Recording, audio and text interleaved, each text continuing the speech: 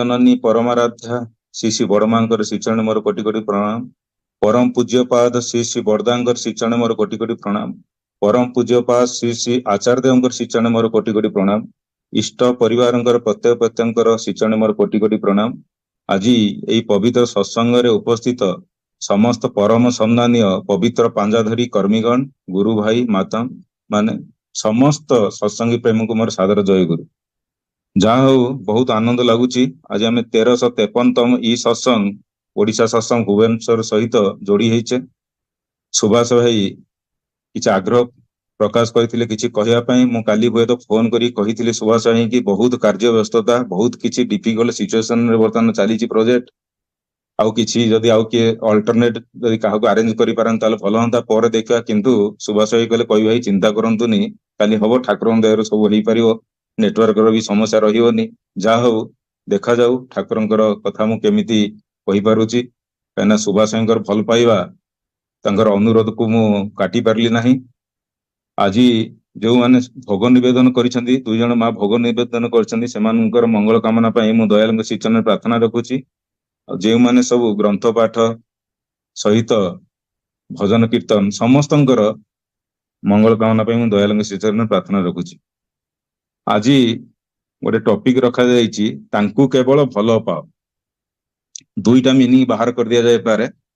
तांकु केवल भल पाओ हुए तो आमे भाबिबा केवल ठाकुरंकु ही भल पाइबा। You are for the lord not for others, you are for the lord and so for others. आउ गोटे मीनिंग होछि तांकु केवल भल पाओ। मोर कोनोसी आशा नहीं कोनोसी प्रत्याशा नहीं मते किछि दरकार नहीं। जेते बेले मु जानिनी मोर पूर्व जन्म रे मु कोन थिली कहाँ को नहीं कि चालुली न चालुली मु से जाने ना। पर जन्म रे कौन हम ता भी मु जानिनी कहाँ को नहीं कि चली पारिबी न चली पारिबी से भी मु हुए तो जानिनी। किंतु एई जन्म रे मु सेई सृष्टिर मालिक से ईश्वर पुरुषोत्तम जेते सहज सरल मनुष्य रूप रे नर रूप रे आसीछंती तांकु ही एई जन्म रे मु पाइची। आ मोर साधना ही हवा दरकार केवल तांकु भलो पाइबा ही चलीबा। कोनोसी आशा प्रत्याशा नहीं। हुए तो किए अर्थ पाई भी आसे किए मान पाई भी आसे किए जस पाई भी आसे किए किछि पाइबा पाई भी आसे। मु जदि या करि देबी मोर या हेइ जिवो। किंतु ठाकुर सत्यानुसरण प्रथम ही कहि दैछंती अर्थ मान जस इत्यादि पाइबा आशारे मते ठाकुर सजाई भक्त हो नाही। सावधान हो ठकी जीवो। तुमर ठाकुरत्व जाग्रत न होले केही तुमर केंद्र भी नुहंती ठाकुर भी नुहंती फांकी देले ताहा ही पाइबो। सतर्क कर दैछिन ठाकुर। कोनोसी प्रत्याशा नै कि तांको पाखु आसीबार नै। ठाकुरत्व सबु परिस्थिति रे परम पूज्यपा श्री आचार्य देव कहते सही कथा। प्रत्येक परिस्थिति रे जदि ठाकुर को सही रखी मु देखी कंपारिजन करी मो ठाकुर जदि एठी थांते से कौन केमिति करि थांते समाधान करि थांते से अनुसार चलीबाटा हेउची प्रकृत रूप रे ठाकुरत्व। आ जहाँ को भल पाइबा आमे ते एते एठी एकाठी हेइचे समस्ते ठाकुर को भल पाउचे बोली आमे एते सकाळ सकाळ आसी एते टाइम दे कि ठाकुर सत्संग सुनुचे। किंतु से भल पाइबारे हमर केते स्वार्थ किछि रहि जाइनी तो सेटा को हमको चिंता करिवार अछि। परम पूज्यपा श्री आचार्य देव से भल पाइबार डेफिनेशन टा को आहुरी क्लियर कर दियंती आम मान सामना रे कि गोटे घरे जदि जने पत्नी तांकर पति पई किछि करि पारंतिनी तांको खाइबा पीवा को बने कि ठीक टाइम रे देई पारंती नाही। तथापि जदि से पति से पत्नी को प्रेम करंती ताहाले सेटा होची प्रकृत रूप रे भल पाइबा। हुए तो पत्नी कर डिमांड अनुसार पति किछि पूरण करि पारु नाहंती तांकर हुए तो किछि सुविधा असुविधा अछि किछि पूरण करि पारु नाहंती। तथापि सेई पत्नी जदि सेई पति को भल पाए ताहा ही होची प्रकृत रूप रे भल पाइबा। हुए तो गोटे छुआर बहुत किछि डिमांड रहि जाउची मते गोटे कार दरकार गाड़ी दरकार ए भला ड्रेस दरकार ए भला पैसा दरकार किंतु तांकर पिता माता हुए तो पूरण करि पारु नाहंती। तथापि सेई संतान जदि तांकर पिता माता को भल पाए सेटा ही होची प्रकृत रूप रे भल पाइबा। सेमिति गोटे पिता से पिला मानकठु हुए तो बहुत किछि एक्सपेक्टेशन करी करी चले कि मोर छुआ बड़ हेले हुए तो मते किछि ए करि दबो सर्विस करले मोर किछि असुविधाटा मिटी जीवो से भाबुची। किंतु से छुआटा ता पितांकर आशाटा को पूर्ण करि पारुनी। तथापि जदि से पिता माता से छुआ को भल पाहंती सेटा ही होची प्रकृत रूप रे भल पाइबा। आ सेही टाइप रो भल पाइबा हमर भी ठाकुरन प्रति रहिबार ही अछि। प्रभु अछंती संगरे सी ही सुखरे थांतु सी ही शांति रे थांतु मोर आउ किछि आवश्यकता नहीं। सेही भावना नहीं कि चलीबा कि होची ठाकुरंग प्रति भल पाइबा आ तांको प्रति भल पाई पाई चलिले କେତେ ଯେ ଅନୁଭବ ଆସେ ତାହା କିଛି ଆମେ କଳ୍ପନା ବି କରିପାରିବାନି। ବେଳେ ବେଳେ ଆମ ମନରେ ପ୍ରଶ୍ନ ଆସେ କି ଏତେ ସବୁ କଲା ପରେ ବି ଏଇ ସବୁ ସବୁ ଜିନିଷ ହେଇଯାଉଛି, ମୋର ଦୁଃଖ କଷ୍ଟ ଆସିଯାଉଛି, ସେଟା ସବୁ ଠାକୁର ତାହେଲେ କାହିଁକି କରୁଛନ୍ତି? ଗୋଟେ ଭକ୍ତ ସେନ ଠାକୁରଙ୍କୁ ପଚାରୁଛନ୍ତି, ଠାକୁର ଏଇ ଦୁନିଆରେ ଯାହା ବି କିଛି ଘଟି ଚାଲିଛି ସବୁ କିଛି ତ ଭଗବାନଙ୍କର ଇଚ୍ଛାରେ ହିଁ ହଉଛି, ତାହେଲେ ମଣିଷର ତ କିଛି ହାତ ନାହିଁ। ସେ ଠାକୁର କହୁଛନ୍ତି, ଯେମିତି ତମର ଇଚ୍ଛା ହେଲା ଗୋଟେ ସନ୍ତାନ କରିବା ପାଇଁ, ଲड़का ମାନେ ସନ୍ତାନ କରିବା ପାଇଁ ତମର ଇଚ୍ଛା ହେଲା, ତମେ ସେଇ ଅନୁସାରେ ଯାହା କରିବା କରିକି ତମର ଗୋଟେ ସନ୍ତାନ ହେଲା। ସନ୍ତାନ ହେଲା ପରେ ସେଇ ସନ୍ତାନର ଗୋଟେ ଅଲଗା ଇଚ୍ଛା ହେଲା, ତାର ବି କିଛି ଇଚ୍ଛା ଅଲଗା ହେଇ ଉଠିଲା। ସେଇଭଳିଆ ଏହି ହିଁ ଜିନିଷ, ଈଶ୍ୱର ଦୁନିଆରେ ସବୁ କିଛି ସୃଷ୍ଟି କରିଲେ ମଧ୍ୟ ସୃଷ୍ଟ ପ୍ରତ୍ୟେକ ହିଁ ଜିନିଷ ତାଙ୍କର ଅନୁଗାମୀ ହେଇକି ଚାଲିବ, ତାଙ୍କ ଚଳନରେ ଚାଲିବ, କିମ୍ବା ତାଙ୍କୁ ମାନିବନି, ତାଙ୍କୁ ନ ମାନିକି ଚାଲିବ, ସେଇ ଫ୍ରି ୱିଲ୍ ଈଶ୍ୱର ଆମକୁ ଦେଇ ଦେଇଛନ୍ତି। ସେ ତ ଆମକୁ ସୃଷ୍ଟି କରିଛନ୍ତି, କିନ୍ତୁ ତାଙ୍କୁ ମାନିକି ଚାଲିବି କି ନ ମାନିକି ଚାଲିବି ସେଇଟା ହଉଛି ଆମ ଉପରେ ଡିପେଣ୍ଡ। ତାଙ୍କର ସେଇଥିରେ କିଛି ହାତ ନଥାଏ। ଯେମିତି ଜଗନ୍ନାଥଙ୍କର ହାତ ନାହିଁ, କିନ୍ତୁ ଯଦି ମୁଁ ତାଙ୍କୁ ଯାଇକି ଧରି ପାରିଲି ତାହେଲେ ସେ ହିଁ ମତେ ଧରିକି ରଖିପାରିବେ, ସେଇଭଳିଆ ହିଁ କଥା। ଆଉ ନିଜର ଦୋଷ ପାଇଁ, ନିଜର ଚଳନ ଦୋଷ ପାଇଁ ଯୋଉ ଦୁଃଖ ଦାରିଦ୍ର ଆମ ମାନଙ୍କୁ ଆସେ, ଆମେ କହୁଛୁ ଭଗବାନଙ୍କର ଇଚ୍ଛାରେ ହିଁ ଏହା ହଉଛି, ସେଇଟା କିନ୍ତୁ ଠିକ ନୁହଁ। ସେଇଟା ହଉଛି ଆମର ଅଜ୍ଞାନତା। ଆମର ଯୋଉ ଦୁଃଖ ଯନ୍ତ୍ରଣା କଷ୍ଟ ଯାହା ବି ପାଉ, ସେ ଚାହାନ୍ତିନି ଭଗବାନ କି ତମକୁ ଏଇ ସବୁ ଜିନିଷ ଦୁଃଖ ଯନ୍ତ୍ରଣା କଷ୍ଟ ମିଳୁ। ସେ ଚାହାନ୍ତି ଆମେ ତାଙ୍କର ସମ୍ପଦରେ ସମ୍ପଦଶାଳୀ ହେଇ ଏଇ ଜୀବନଟାକୁ କିନ୍ତୁ ଉପଭୋଗ କରିବା ପାଇଁ। କିନ୍ତୁ ଆମେ ଯୋଉ ଦୁଃଖ, ଆମର ହୁଏତ ପ୍ରାରବ୍ଧ କର୍ମ ହଉ, ଆମର ହୁଏତ ଅଜ୍ଞାନତା ହଉ, କିମ୍ବା ପ୍ରବୃତ୍ତି ଆସକ୍ତି ହଉ, କିମ୍ବା ପାରିପାର୍ଶ୍ବିକ ସହିତ ସୁକେନ୍ଦ୍ରିକ ସୁନିୟନ୍ତ୍ରିତ ନ କରି ପାଇ ଚାଲିବା ପାଇଁ ଆମେ ଦୁଃଖ ଭୋଗୁଛୁ, ସେଇଥିରେ କିନ୍ତୁ ଭଗବାନଙ୍କର କିଛି କରିବାର ହିଁ ନାହିଁ। ସେଦିନ ଶ୍ରୀ ଠାକୁର ଆଲୋଚନାରେ ଗୋଟେ ଭକ୍ତ ଲୋକମାନଙ୍କ ଆଲୋଚନାରେ କହୁଥିଲେ, ଭଗବାନ ଆମକୁ ବଞ୍ଚେଇ ପାରିବେ ନାହିଁ, ଭଗବାନଙ୍କ ଉପରେ ଆମ ମାନଙ୍କର ଯୋଉ ଭଲ ପାଇବା, ଆମ ମାନଙ୍କର ଯୋଉ ପ୍ରେମ, ସିଏ ହିଁ କେବଳ ଆମକୁ ବଞ୍ଚେଇକି ରଖିପାରିବ। କେତେ ବଡ କଥା ଶ୍ରୀ ଠାକୁର କହିଦେଇଛନ୍ତି। ଭଗବାନ ହୁଏତ ବଞ୍ଚେଇ ପାରିବେନି, ତାଙ୍କ ଉପରେ ଯଦି ମୋର ପ୍ରେମ ଥିବ, ନିଃସ୍ୱାର୍ଥପର ପ୍ରେମ ଯଦି ତାଙ୍କ ଉପରେ ମୋର ରହି ରହି ଚାଲିବ, ସେ ମତେ କେତେ କେତେ ବଡ ବିପଦରୁ ବି ମତେ ବଞ୍ଚେଇ ଦିଅନ୍ତି। ଆଉ ବେଳେ ବେଳେ ଆମେ କହୁ, ଯେତେବେଳେ ବିପଦ ଆସିଯାଏ, ଭଗବାନ ରକ୍ଷା କର, ଭଗବାନ ରକ୍ଷା କର, ଆଉ ତାଙ୍କର ଦୟା ହିଁ ମିଳିଯିବ, ସେମିତି କିନ୍ତୁ ହୁଏ ନା। ଥରେ ଠାକୁରଜୀଙ୍କ ପାଖକୁ ଜଣେ ଭକ୍ତ ଆସି କହୁଛନ୍ତି, ଠାକୁର ମୋ ଉପରେ ଦୟା କରନ୍ତୁ। ଠାକୁର କହୁଛନ୍ତି, ତମେ ମୋ ଉପରେ ଦୟା କର। ସେ ଆଚମ୍ବିତ କହୁଛନ୍ତି, ଠାକୁର ଆପଣ ହିଁ ତ ଗୁରୁ, ଆପଣ ମତେ ଦୟା କରିବେ, ମୁଁ ଆପଣଙ୍କୁ କେମିତି ଦୟା କରିପାରିବି? ଠାକୁର ସେଇଠି ଅନୁଲେଖକ ବସିଥିଲେ, ତାଙ୍କୁ ଶବ୍ଦକୋଷ ଦେଖେଇ କହୁଛନ୍ତି, ଦୟାର ଅର୍ଥ କଣ ବାହାର କଲ? ସେ ଅନୁଲେଖକ ଶବ୍ଦକୋଷ ଦେଖି କହୁଛନ୍ତି, ରକ୍ଷା କରିବା। ଠାକୁର କହୁଛନ୍ତି, ଦେଖା, ତମେ ଯଦି ସେଇ ତାଙ୍କର ନୀତି ନିୟମ ବିଧିକୁ ତମେ ରକ୍ଷା କରି କରି ଚାଲିବ, ତାହେଲେ ତମେ ଦୟାର ହିଁ ଭାଗି ବନି ପାରିବ। ଶ୍ରୀ ଠାକୁର ସେଇଥିପାଇଁ ବାଣୀ ହୁଏତ ଦେଇଛନ୍ତି, ଯାହାର ମିନିଂ ହଉଛି, ବିଧିର ନିୟମକୁ ଆମେ ଯେମିତିକି ପାଳନ କରି କରି ଚାଲିବା, କାଟି ଛାଟିକି ସବୁ ଆମକୁ ମିଳିବ। କହିବାର ମାନେ, ମୁଁ ଯଦି ପଜିଟିଭ କଲି ହୁଏତ 10 ପଏଣ୍ଟ ମିଳିଗଲା, କିଛି ଯଦି ମୁଁ ତାକୁ ନିୟମଟାକୁ ମାନିଲିନି, ମୋର 8 ପଏଣ୍ଟ ନେଗେଟିଭ ହେଇଗଲା। ଅଲ୍ଟରନେଟିଭ କାଟି ଛାଟିକି ମତେ 2 ମାର୍କ ହିଁ ମାତ୍ର ମିଳିଲା। ତେଣୁ ଆମକୁ ସେଇ ଭଲ ପାଇବା କି ଚାଲିବାର ଅଛି ଠାକୁରଙ୍କୁ ନେଇ। ଆଉ କେତେ ଟାଇମ ମୁଁ ଡିଭୋଟ କରୁଛି, ଭଲ ପାଇବାର ମାନେ କଣ? Love without loving activity towards the beloved is Shyam Thakur କହିଛନ୍ତି। ମୁଁ ତାଙ୍କୁ ପ୍ରେମ କରେ, କିନ୍ତୁ କୌଣସି ଲଭିଂ ଆକ୍ଟିଭିଟି ନାହିଁ, ତାଙ୍କ ପ୍ରତି କୌଣସି ଲଭିଂ ଆକ୍ଟିଭିଟି ନାହିଁ। ସେଇ ପ୍ରେମଟା ନିଷ୍କ୍ରିୟତା, ସେଇ ଭଲ ପାଇବାର କିଛି ନଥାଏ, ସକ୍ରିୟତା ନଥାଏ। ତାଙ୍କୁ ପ୍ରେମ କରିବି ମାନେ ତାଙ୍କୁ ଯେତେବେଳେ ଆତ୍ମସମର୍ପଣ ମୁଁ କରିଛି, ଯେତିକି ତାଙ୍କର ନୀତି ନିୟମ ସେଟାକୁ ପାଳନ କରି କରି ଚାଲିବି। ସେ ନାମ ଧ୍ୟାନ ମାରେ, ଏଇଟା ଗୋଟେ ଅଭ୍ୟାସ। ମୁଁ କେତେ ସମୟ ଠାକୁରଙ୍କ ପାଇଁ ଦେଇପାରୁଛି? ସେଦିନ ପୂଜନୀୟ ଅବିନ୍ଦ ଦାଦା ରୀତି କନଫରେନ୍ସରେ କହୁଥିଲେ, ମୁଁ ଠାକୁରଙ୍କ ପାଇଁ କେତେ ସମୟ ଦେଇପାରୁଛି, ସେଇଟା ସମସ୍ତଙ୍କୁ ଭାବିବା ଦରକାର। ଆଉ ସେଇ ଦବାଟା ହିଁ ହଉଛି ଅଭ୍ୟାସ। ସେ ଅଭ୍ୟାସ କଲେ ହିଁ ସବୁ ହବ, ସେଇଟା ହିଁ ତ ଆମର ସାଧନା। ଭଲ ପାଇବା ହିଁ ସାଧନା, ତା ସାଙ୍ଗରେ ନାମ ଧ୍ୟାନ କରିବା, ଠାକୁରଙ୍କର କାମ କରିବା, ଏହା ହିଁ ତ ଆମର ସାଧନା। ତାହେଲେ ନାମ ଧ୍ୟାନ କଲେ କଣ ହବ? ସେ ଯଦି ଆମର ଯଦି ତାଙ୍କ ପ୍ରତି ଅନୁରାଗର ସହିତ ଯଦି ନାମ ଧ୍ୟାନ କରିବା, ତାହେଲେ ସେଥିରେ କଣ ବି ଯେ ହବ ଆମର? ଠାକୁରଙ୍କୁ ଜଣେ ପଚାରୁଛନ୍ତି, ଠାକୁର ଯେତେବେଳେ ନାମ ଧ୍ୟାନ କରିବା ସମୟରେ ମୁଁ ବସିଯାଏ, ସେତେବେଳେ ହୁଏତ ବ୍ୟକ୍ତିଗତ ପାରିପାର୍ଶ୍ବିକ ବିଭିନ୍ନ ଚିନ୍ତା ମୋ ମନରେ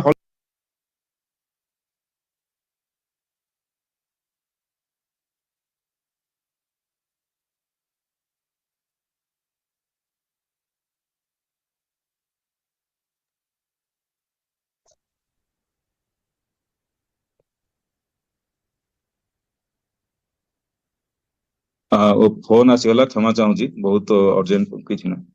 हाँ ठाकुर कहउछंती एटा तो स्वाभाविक कथा मन खरिवार कौन खराब करिवार कौन अछि जेतेले आमे कोनसी समस्या रे पड़ी जाऊ सेतेले नाम ध्यान समय मस्तिष्क रे सेटा ही हलचल हेकी चाले सेथरे व्यक्तिगत पारिवारिक आउ पारिपार्श्विक कौनसी समस्या से परम पितांकर इलाकार बाहर जिनस नुह सबु चिंता आसिले सेटाकू दबेई रखिबा किंबा भगेई देवा नकरी ताहार केमिति इष्टानुग समाधान केई भलिया हेई परिबो सेई विचार रे वास्तव चलन रे चालिले सेई समस्या रे समाधान हेई जिवो आ सेई इष्टपुतु हेई जिवो सेमिति हेई आमे इष्टंग संगरे भी युक्त हेई जिबा सी भक्त जन कहउछन ठाकुर एटा बुझी पाइलेनी ठाकुर बुझाउछंती धरि जाओ मान नाम ध्यान समय रे तमर अर्थ समस्या तम मन रे पीड़ा दउची सेई समय रे जदि तमे भाबो केमिति सुष्ट भावरे मु मनुष्य मानकर सेवा करिवि केवली अनेक लोकंकर प्रयोजन को मु पूरण करिवि केमिति अनेक लोकंकर सुख सुविधा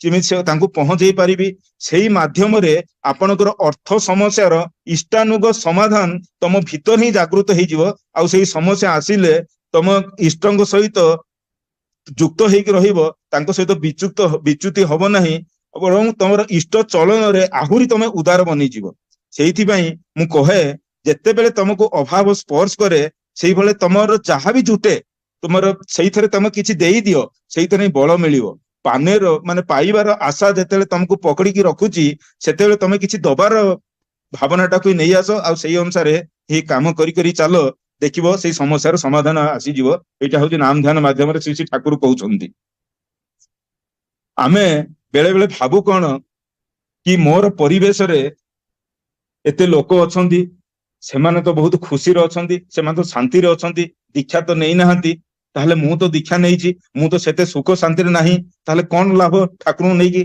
ठाकुर मु भलो पाइबी कोन लाभ सेन जने भक्त पचारछंती सेई कंपैरिजन करी कि ठाकुर बहुत अधिकित लोक तो अछंती सेमाने तो बहुत सत बा उदार भी तो देखा जानती हेई माने हुवंती ताहले दीक्षा नबार कोन आवश्यकता श्री ठाकुर कहउछंती मृत सूचीबद्ध जेउ माने सेमानकु तमे सत किमा शुद्धि व्यक्ति बोली भावना सेमाने केवल निज को ही अनुसरण करी करी चालंती तांको भीतर जो बुराइया अछि जो कमी अछि तांको ऊपर सेमानकर बहुत ममता थाए सेई थरे ही तांकर आत्म प्रदक्षिण होई थाए सेमाने विवर्तन किमा उन्नयन तांकर आसे ना तांको भीतर जो अहंकार इगो अछि सेईटा ही तांकर आदर्श हेई उठे आ सेई भली लोक केते भी फेमस होउना काहे की सेमानकर जीवन इनकन्सिस्टेंसी रे भरा थाए असंगति रे भरा थाए एई भलिया लोक गोटे छोट मोट पागल ही कहा जाई पारे सदा बेले सेमाने आत्म समर्थन करिकी गुरुंको भली सम्मान पाइबा को चाहंती किंतु कहार कथा मानंती नाही सेई भली कथा को समर्थन करी करी सेमाने जेमिति भाबंती मु ही गोटे आदर्श पुरुष आ मते समस्ते मानिबा को बाध्य सेई भली सहज मनुष्य हेले भी सेमाने होउछंती abnormal पागल ही उठंती तांकर नॉर्मल आसी स्वाभाविकता को हरे देई सेमाने मानसिक पेशेंट रोग रे ही आक्रांत ही पड़ंती तार को किछि ठिकाना थाई पारे तेनु टोटल एडजस्टमेंट ऑफ लाइफ सामग्रिक जीवन विन्यास तांकर रुहे ना सेइथि पई सेई भलिया लोकंकु तांकर जोन निज लोक सेमाने ही केवल तांको विषय भाबी पारंती जानि पारंती कि सेमाने चरित्र केमिति सेमाने केमिति अछंती आमे बेले बेले भाबू कि सही दीक्षार कथा को आसुची आज डेट रे एतर रीति कॉन्फ्रेंस रे सही जिनिसटा भी आसी गला कि आमे ठाकुर को भलो पाउचे डीपीआरएस रे जाउचे डीपीआरएस संगरे दीक्षार संख्या भी बढ़िबारे भी अछि दीक्षा जति जति बढ़ी बढ़ी चलिबो जने भक्त सेन पचारसंती ठाकुरंकर आदर्श नीति को तो मानिकी चलिले हेला दीक्षा नबार कोन आवश्यकता सेन सीसी ठाकुर कहउचंदी दीक्षा नबार माने मु बुझे तांको पाखरे पूर्ण रूप रे समर्पण करना तांको पूर्ण रूप रे ग्रहण करिवा सेही अनुसार सेही दक्षता रे अनुशीलन रे आमे चालिबा जहांको पाखरे ताहांको जीवन रे नीति मूर्त हेई उठिची तांको छाड़ी जदि आमे सेही नीति रो केवल अनुसरण करिया पे चेष्टा करू सेही संबोधन निजर मन गठन धारणा भी आसी जाए मु मन गठन धारणा अनुसार ही ताको अनुसरण करी करी चाले सेहिथि पई निज निजर ऑब्सेशन अभिभूत बा खयाल अनुसार आमे चालू आमे आ भाबू आमे एटा गुरु पदवाच्य हेई उठिची किंतु सेमेते हुए ना सेहिथि पई कि मु बुझे ତମେ ଯେପର୍ଯ୍ୟନ୍ତ ଆକ୍ଟିଭ ଆଟାଚମେଣ୍ଟ ରହିନି, ସକ୍ରିୟ ଅନୁରାଗ ରହିନି ତାଙ୍କ ପ୍ରତି, ଯଦି ସେଇ ଆସିନି ତମ ଭିତରେ ସେ ପ୍ରେରଣାଟା ବି ଆସିବନି, ତମର କନସେଣ୍ଟ୍ରିକ ସେଲ୍ଫ ଆଡଜଷ୍ଟମେଣ୍ଟ କେନ୍ଦ୍ରାୟିତ ଆତ୍ମନିୟନ୍ତ୍ରଣ ବି ସମ୍ଭବ ହିଁ ନୁହଁ। ଠାକୁର କହୁଛନ୍ତି ଯେମିତି ତମେ ତମ ମାଙ୍କୁ ଭଲ ପାଅ, ତାଙ୍କ ନିର୍ଦ୍ଦେଶ ଅନୁସାରେ ଚାଲ, ଆଉ ତମର ମା ଯାହା କୁହନ୍ତି ସେଇ ଅନୁସାରେ ତମେ ଚାଲ, ସେଇଥିପାଇଁ ସିଏ ବି ପ୍ରଶଂସା କରି କରି ଚାଲନ୍ତି, ତାହେଲେ ତମର ଆଚରଣ ବି ସୁଧୁରି ସୁଧୁରି ଚାଲେ, ଦେଖିଲ ସେଟା କେତେ ସୁଖକର ପ୍ରତୀକ ହଉଛି। ତେଣୁ ଏଇ ଛୋଟ ଛୋଟ ଜିନିଷ ଯେତେବେଳେ ଠାକୁର ଆମକୁ କହିଛନ୍ତି, ସବୁର କ୍ଷେତ୍ରରେ ହିଁ ସେ ଭଲ ପାଇବାଟା ହିଁ ଆସିଯାଉଛି, କି ତାଙ୍କୁ ଆମେ କେମିତି ପାଇଁ ଏମିତି ଭଲ ପାଇବାର ହିଁ ଅଛି। ହୁଏତ ଜଣଙ୍କ ପାଖରେ ସେ ବହୁତ କିଛି ତା ପାଖରେ ଥାଇପାରେ, ଧନ ସମ୍ପତ୍ତି ଥାଇପାରେ, ହୁଏତ ଠାକୁରଙ୍କ ଦୀକ୍ଷା ନେଇ ଥାଇପାରେ, ହୁଏତ ଠାକୁରଙ୍କ ପାଖରେ କିଛି କରୁ ବି ଥାଇପାରେ, କିନ୍ତୁ ଯଦି ନିଃସ୍ୱାର୍ଥପର ଭାବ ଆସିଯାଉଛି, ସେ ନିଃସ୍ୱାର୍ଥପର ଭଲ ପାଇବାର ଗୋଟେ ଦିଟା ଘଟଣା ଆଜି ଆଲୋଚନା କରିବା। ଏଇ ଆମେ ଜାଣେ ଶ୍ରୀ ଠାକୁରଙ୍କ ଟାଇମରେ ତାଙ୍କ ପାଖରେ କିଏ ହୁଏତ ଫଳ ସବଜି ନେଇକି ଆସୁଥିଲା, କିଏ ବାଇଗଣ, କିଏ ଆଳୁ, କିଏ ଚାଉଳ, ଚୁଡା ଏମିତି ସବୁ ଆଣୁଥିଲେ। ଠାକୁର ବହୁତ ଆନନ୍ଦ ପୂର୍ବରେ ତାଙ୍କୁ ବି କହୁଥିଲେ କି ଜବରଦସ୍ତ ଚିଜ ମୋ ପାଖକୁ ଆଣିଛ, ଯାଅ ଯାଅ ଶ୍ରୀ ବଡମାଙ୍କ ପାଖରେ ଏଟାକୁ ଦେଇଦିଅ, କିନ୍ତୁ ଖୁସିରେ ଖୁସିରେ ସେ ଭକ୍ତଙ୍କୁ ବି ପଠେଇ ଦେଉଥିଲେ ଶ୍ରୀ ବଡମାଙ୍କ ପାଖକୁ। ପାବନ ଆଶ୍ରମର କଥା, କୁଷ୍ଟିଆରେ ଏକ ଗରିବ ମା ଠାକୁରଙ୍କ ଦର୍ଶନ ପାଇଁ ଆସିଛନ୍ତି, ତାଙ୍କର ଆର୍ଥିକ ଅବସ୍ଥା ବିଲକୁଲ ହିଁ ଭଲ ନାହିଁ, କିନ୍ତୁ ଠାକୁରଙ୍କ ପ୍ରତି ଭଲ ପାଇବାଟା ତାଙ୍କର ପ୍ରଗାଢ। ସେ ଠାକୁରଙ୍କ ପାଇଁ କେମିତି କିଛି ଗୋଟେ ସାମଗ୍ରୀ କିଣିକି ବି ତାଙ୍କର ସମର୍ଥତା ନାହିଁ, କିନ୍ତୁ ଇଚ୍ଛା ଅଛି ମୁଁ ଠାକୁରଙ୍କୁ କଣ ଦେଇପାରିବି, ମୁଁ ଯେତେବେଳେ ଠାକୁରଙ୍କୁ ଦର୍ଶନ ପାଇଁ ଯାଉଛି ମୁଁ କଣ ବା ଦେବି।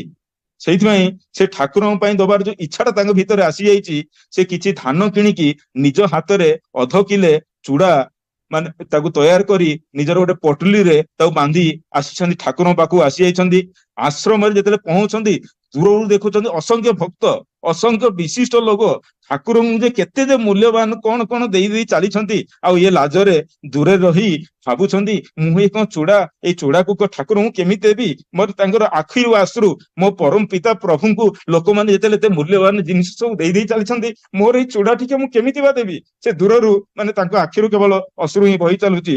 ଠାକୁର ସେତେବେଳେ ସେଇ ଭକ୍ତ ମଣ୍ଡଳୀ ସାଙ୍ଗରେ କଥା ହଉଛନ୍ତି, ସେତେବେଳେ ଏକଦମ ସେ ସେଇ ମାଙ୍କୁ ଦେଖିକି କହୁଛନ୍ତି, ସେଇ ବୃଦ୍ଧ ମାଙ୍କୁ ଦେଖିକି କହୁଛନ୍ତି, ଆସିଲ ଆସିଲ ମୋ ପାଖକୁ ଆସିଲ, ଆଉ ତମକୁ ତାଙ୍କୁ ହାଲଚାଲ ପଚାରୁଛନ୍ତି, କେମିତି ଆସିଲ କଣ ନାହିଁ ସବୁ ପଚାରୁଛନ୍ତି।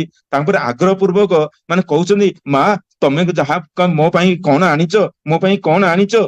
ସେ ଯେତେବେଳେ ଜଣେ ଗ୍ରାମୀଣ ମହିଳା ମା, ସିଏ ଏତେ ଜନସାଧାରଣ ସମାଗମ ସେ କେବେ ଦେଖି ନାହାନ୍ତି, ଆଉ ସେଇଠି ଠାକୁର ତାଙ୍କୁ ମାଗୁଛନ୍ତି କି ଏମିତି କଣ ଆଣିଛ କଣ ଆଣିଛ, ଆଉ ଅନ୍ୟ ଜିନିଷକୁ କିଛି ଦେଖୁନାହାନ୍ତି। ଅତି ସାଧାରଣ ମନୁଷ୍ୟ ଯେ କେତେ ମାନେ କେତେ ତାଙ୍କର, ସେ ଜଣେ ସାଧାରଣ ମନୁଷ୍ୟ, ତାଙ୍କ ପ୍ରତି କେମିତି ଅପନା ଭାବ ଠାକୁର ଦେଖାଉଛନ୍ତି। ତାଙ୍କର ଆଖିରୁ ଆହୁରି ଲୁହ ବୋହି ଯାଉଛି। ସେ ତାଙ୍କର ହାତରୁ ସେଇ ଚୁଡା ଯୋଉ ଆଣିଥିଲେ ଗୋଟେ ପଟୁଳିଟା ତାଙ୍କୁ ଦେଇକି ଯାଉଛନ୍ତି, ଆଉ ଠାକୁର ଉଲ୍ଲସିତ, ଏତେ ଆନନ୍ଦିତ ମାନେ କିଛି କହିବାର ହିଁ ନାହିଁ। ଆଉ ଭାବିକି କହୁଛନ୍ତି ଦେ ଯା ଯା ବଡ ବୋଉଙ୍କ ପାଖରେ ଏଟା ଦେଇଦିଅ। ତାର 3 ଦିନ ପରେ ଶ୍ରୀ ବଡମା ସେଇ ବୃଦ୍ଧା ମାଙ୍କୁ କହୁଛନ୍ତି ତମେ କେତେ ଭାଗ୍ୟବତୀ, ତମେ ଯୋଉ ଚୁଡା ଟିକେ ଆଣିଥିଲ ପଟୁଳିରେ ବାନ୍ଧିକି, ମୁଁ ଯେ କୋଉଠି ରଖିଦେଇଥିଲି ମୁଁ ଭୁଲି ଯାଇଥିଲି, ଆଜି ଠାକୁର ସେଇଟାକୁ ମାଗିକି ସେଇ ଚୁଡାଟାକୁ ପେଟ ଭରି ଖାଇକି, ଆହୁରି ମାଗି ମାଗି ଖାଇକି କେତେ ଯେ ଆନନ୍ଦିତ ହେଇଛନ୍ତି। ସେ ମା ଭାବି ପାରୁଥିଲେ କି ଜଣେ ଭକ୍ତର ଭାବନା, ତେଣୁ ତାଙ୍କ ପ୍ରତି ଯଦି ମୋର ନିଃସ୍ୱାର୍ଥପର ଭାବରେ ମୁଁ ଯଦି ଭଲ ପାଇ ଚାଲିବି, ତାହେଲେ ହିଁ କେବଳ ମୁଁ ତାଙ୍କୁ ହିଁ ପାଇପାରିବି।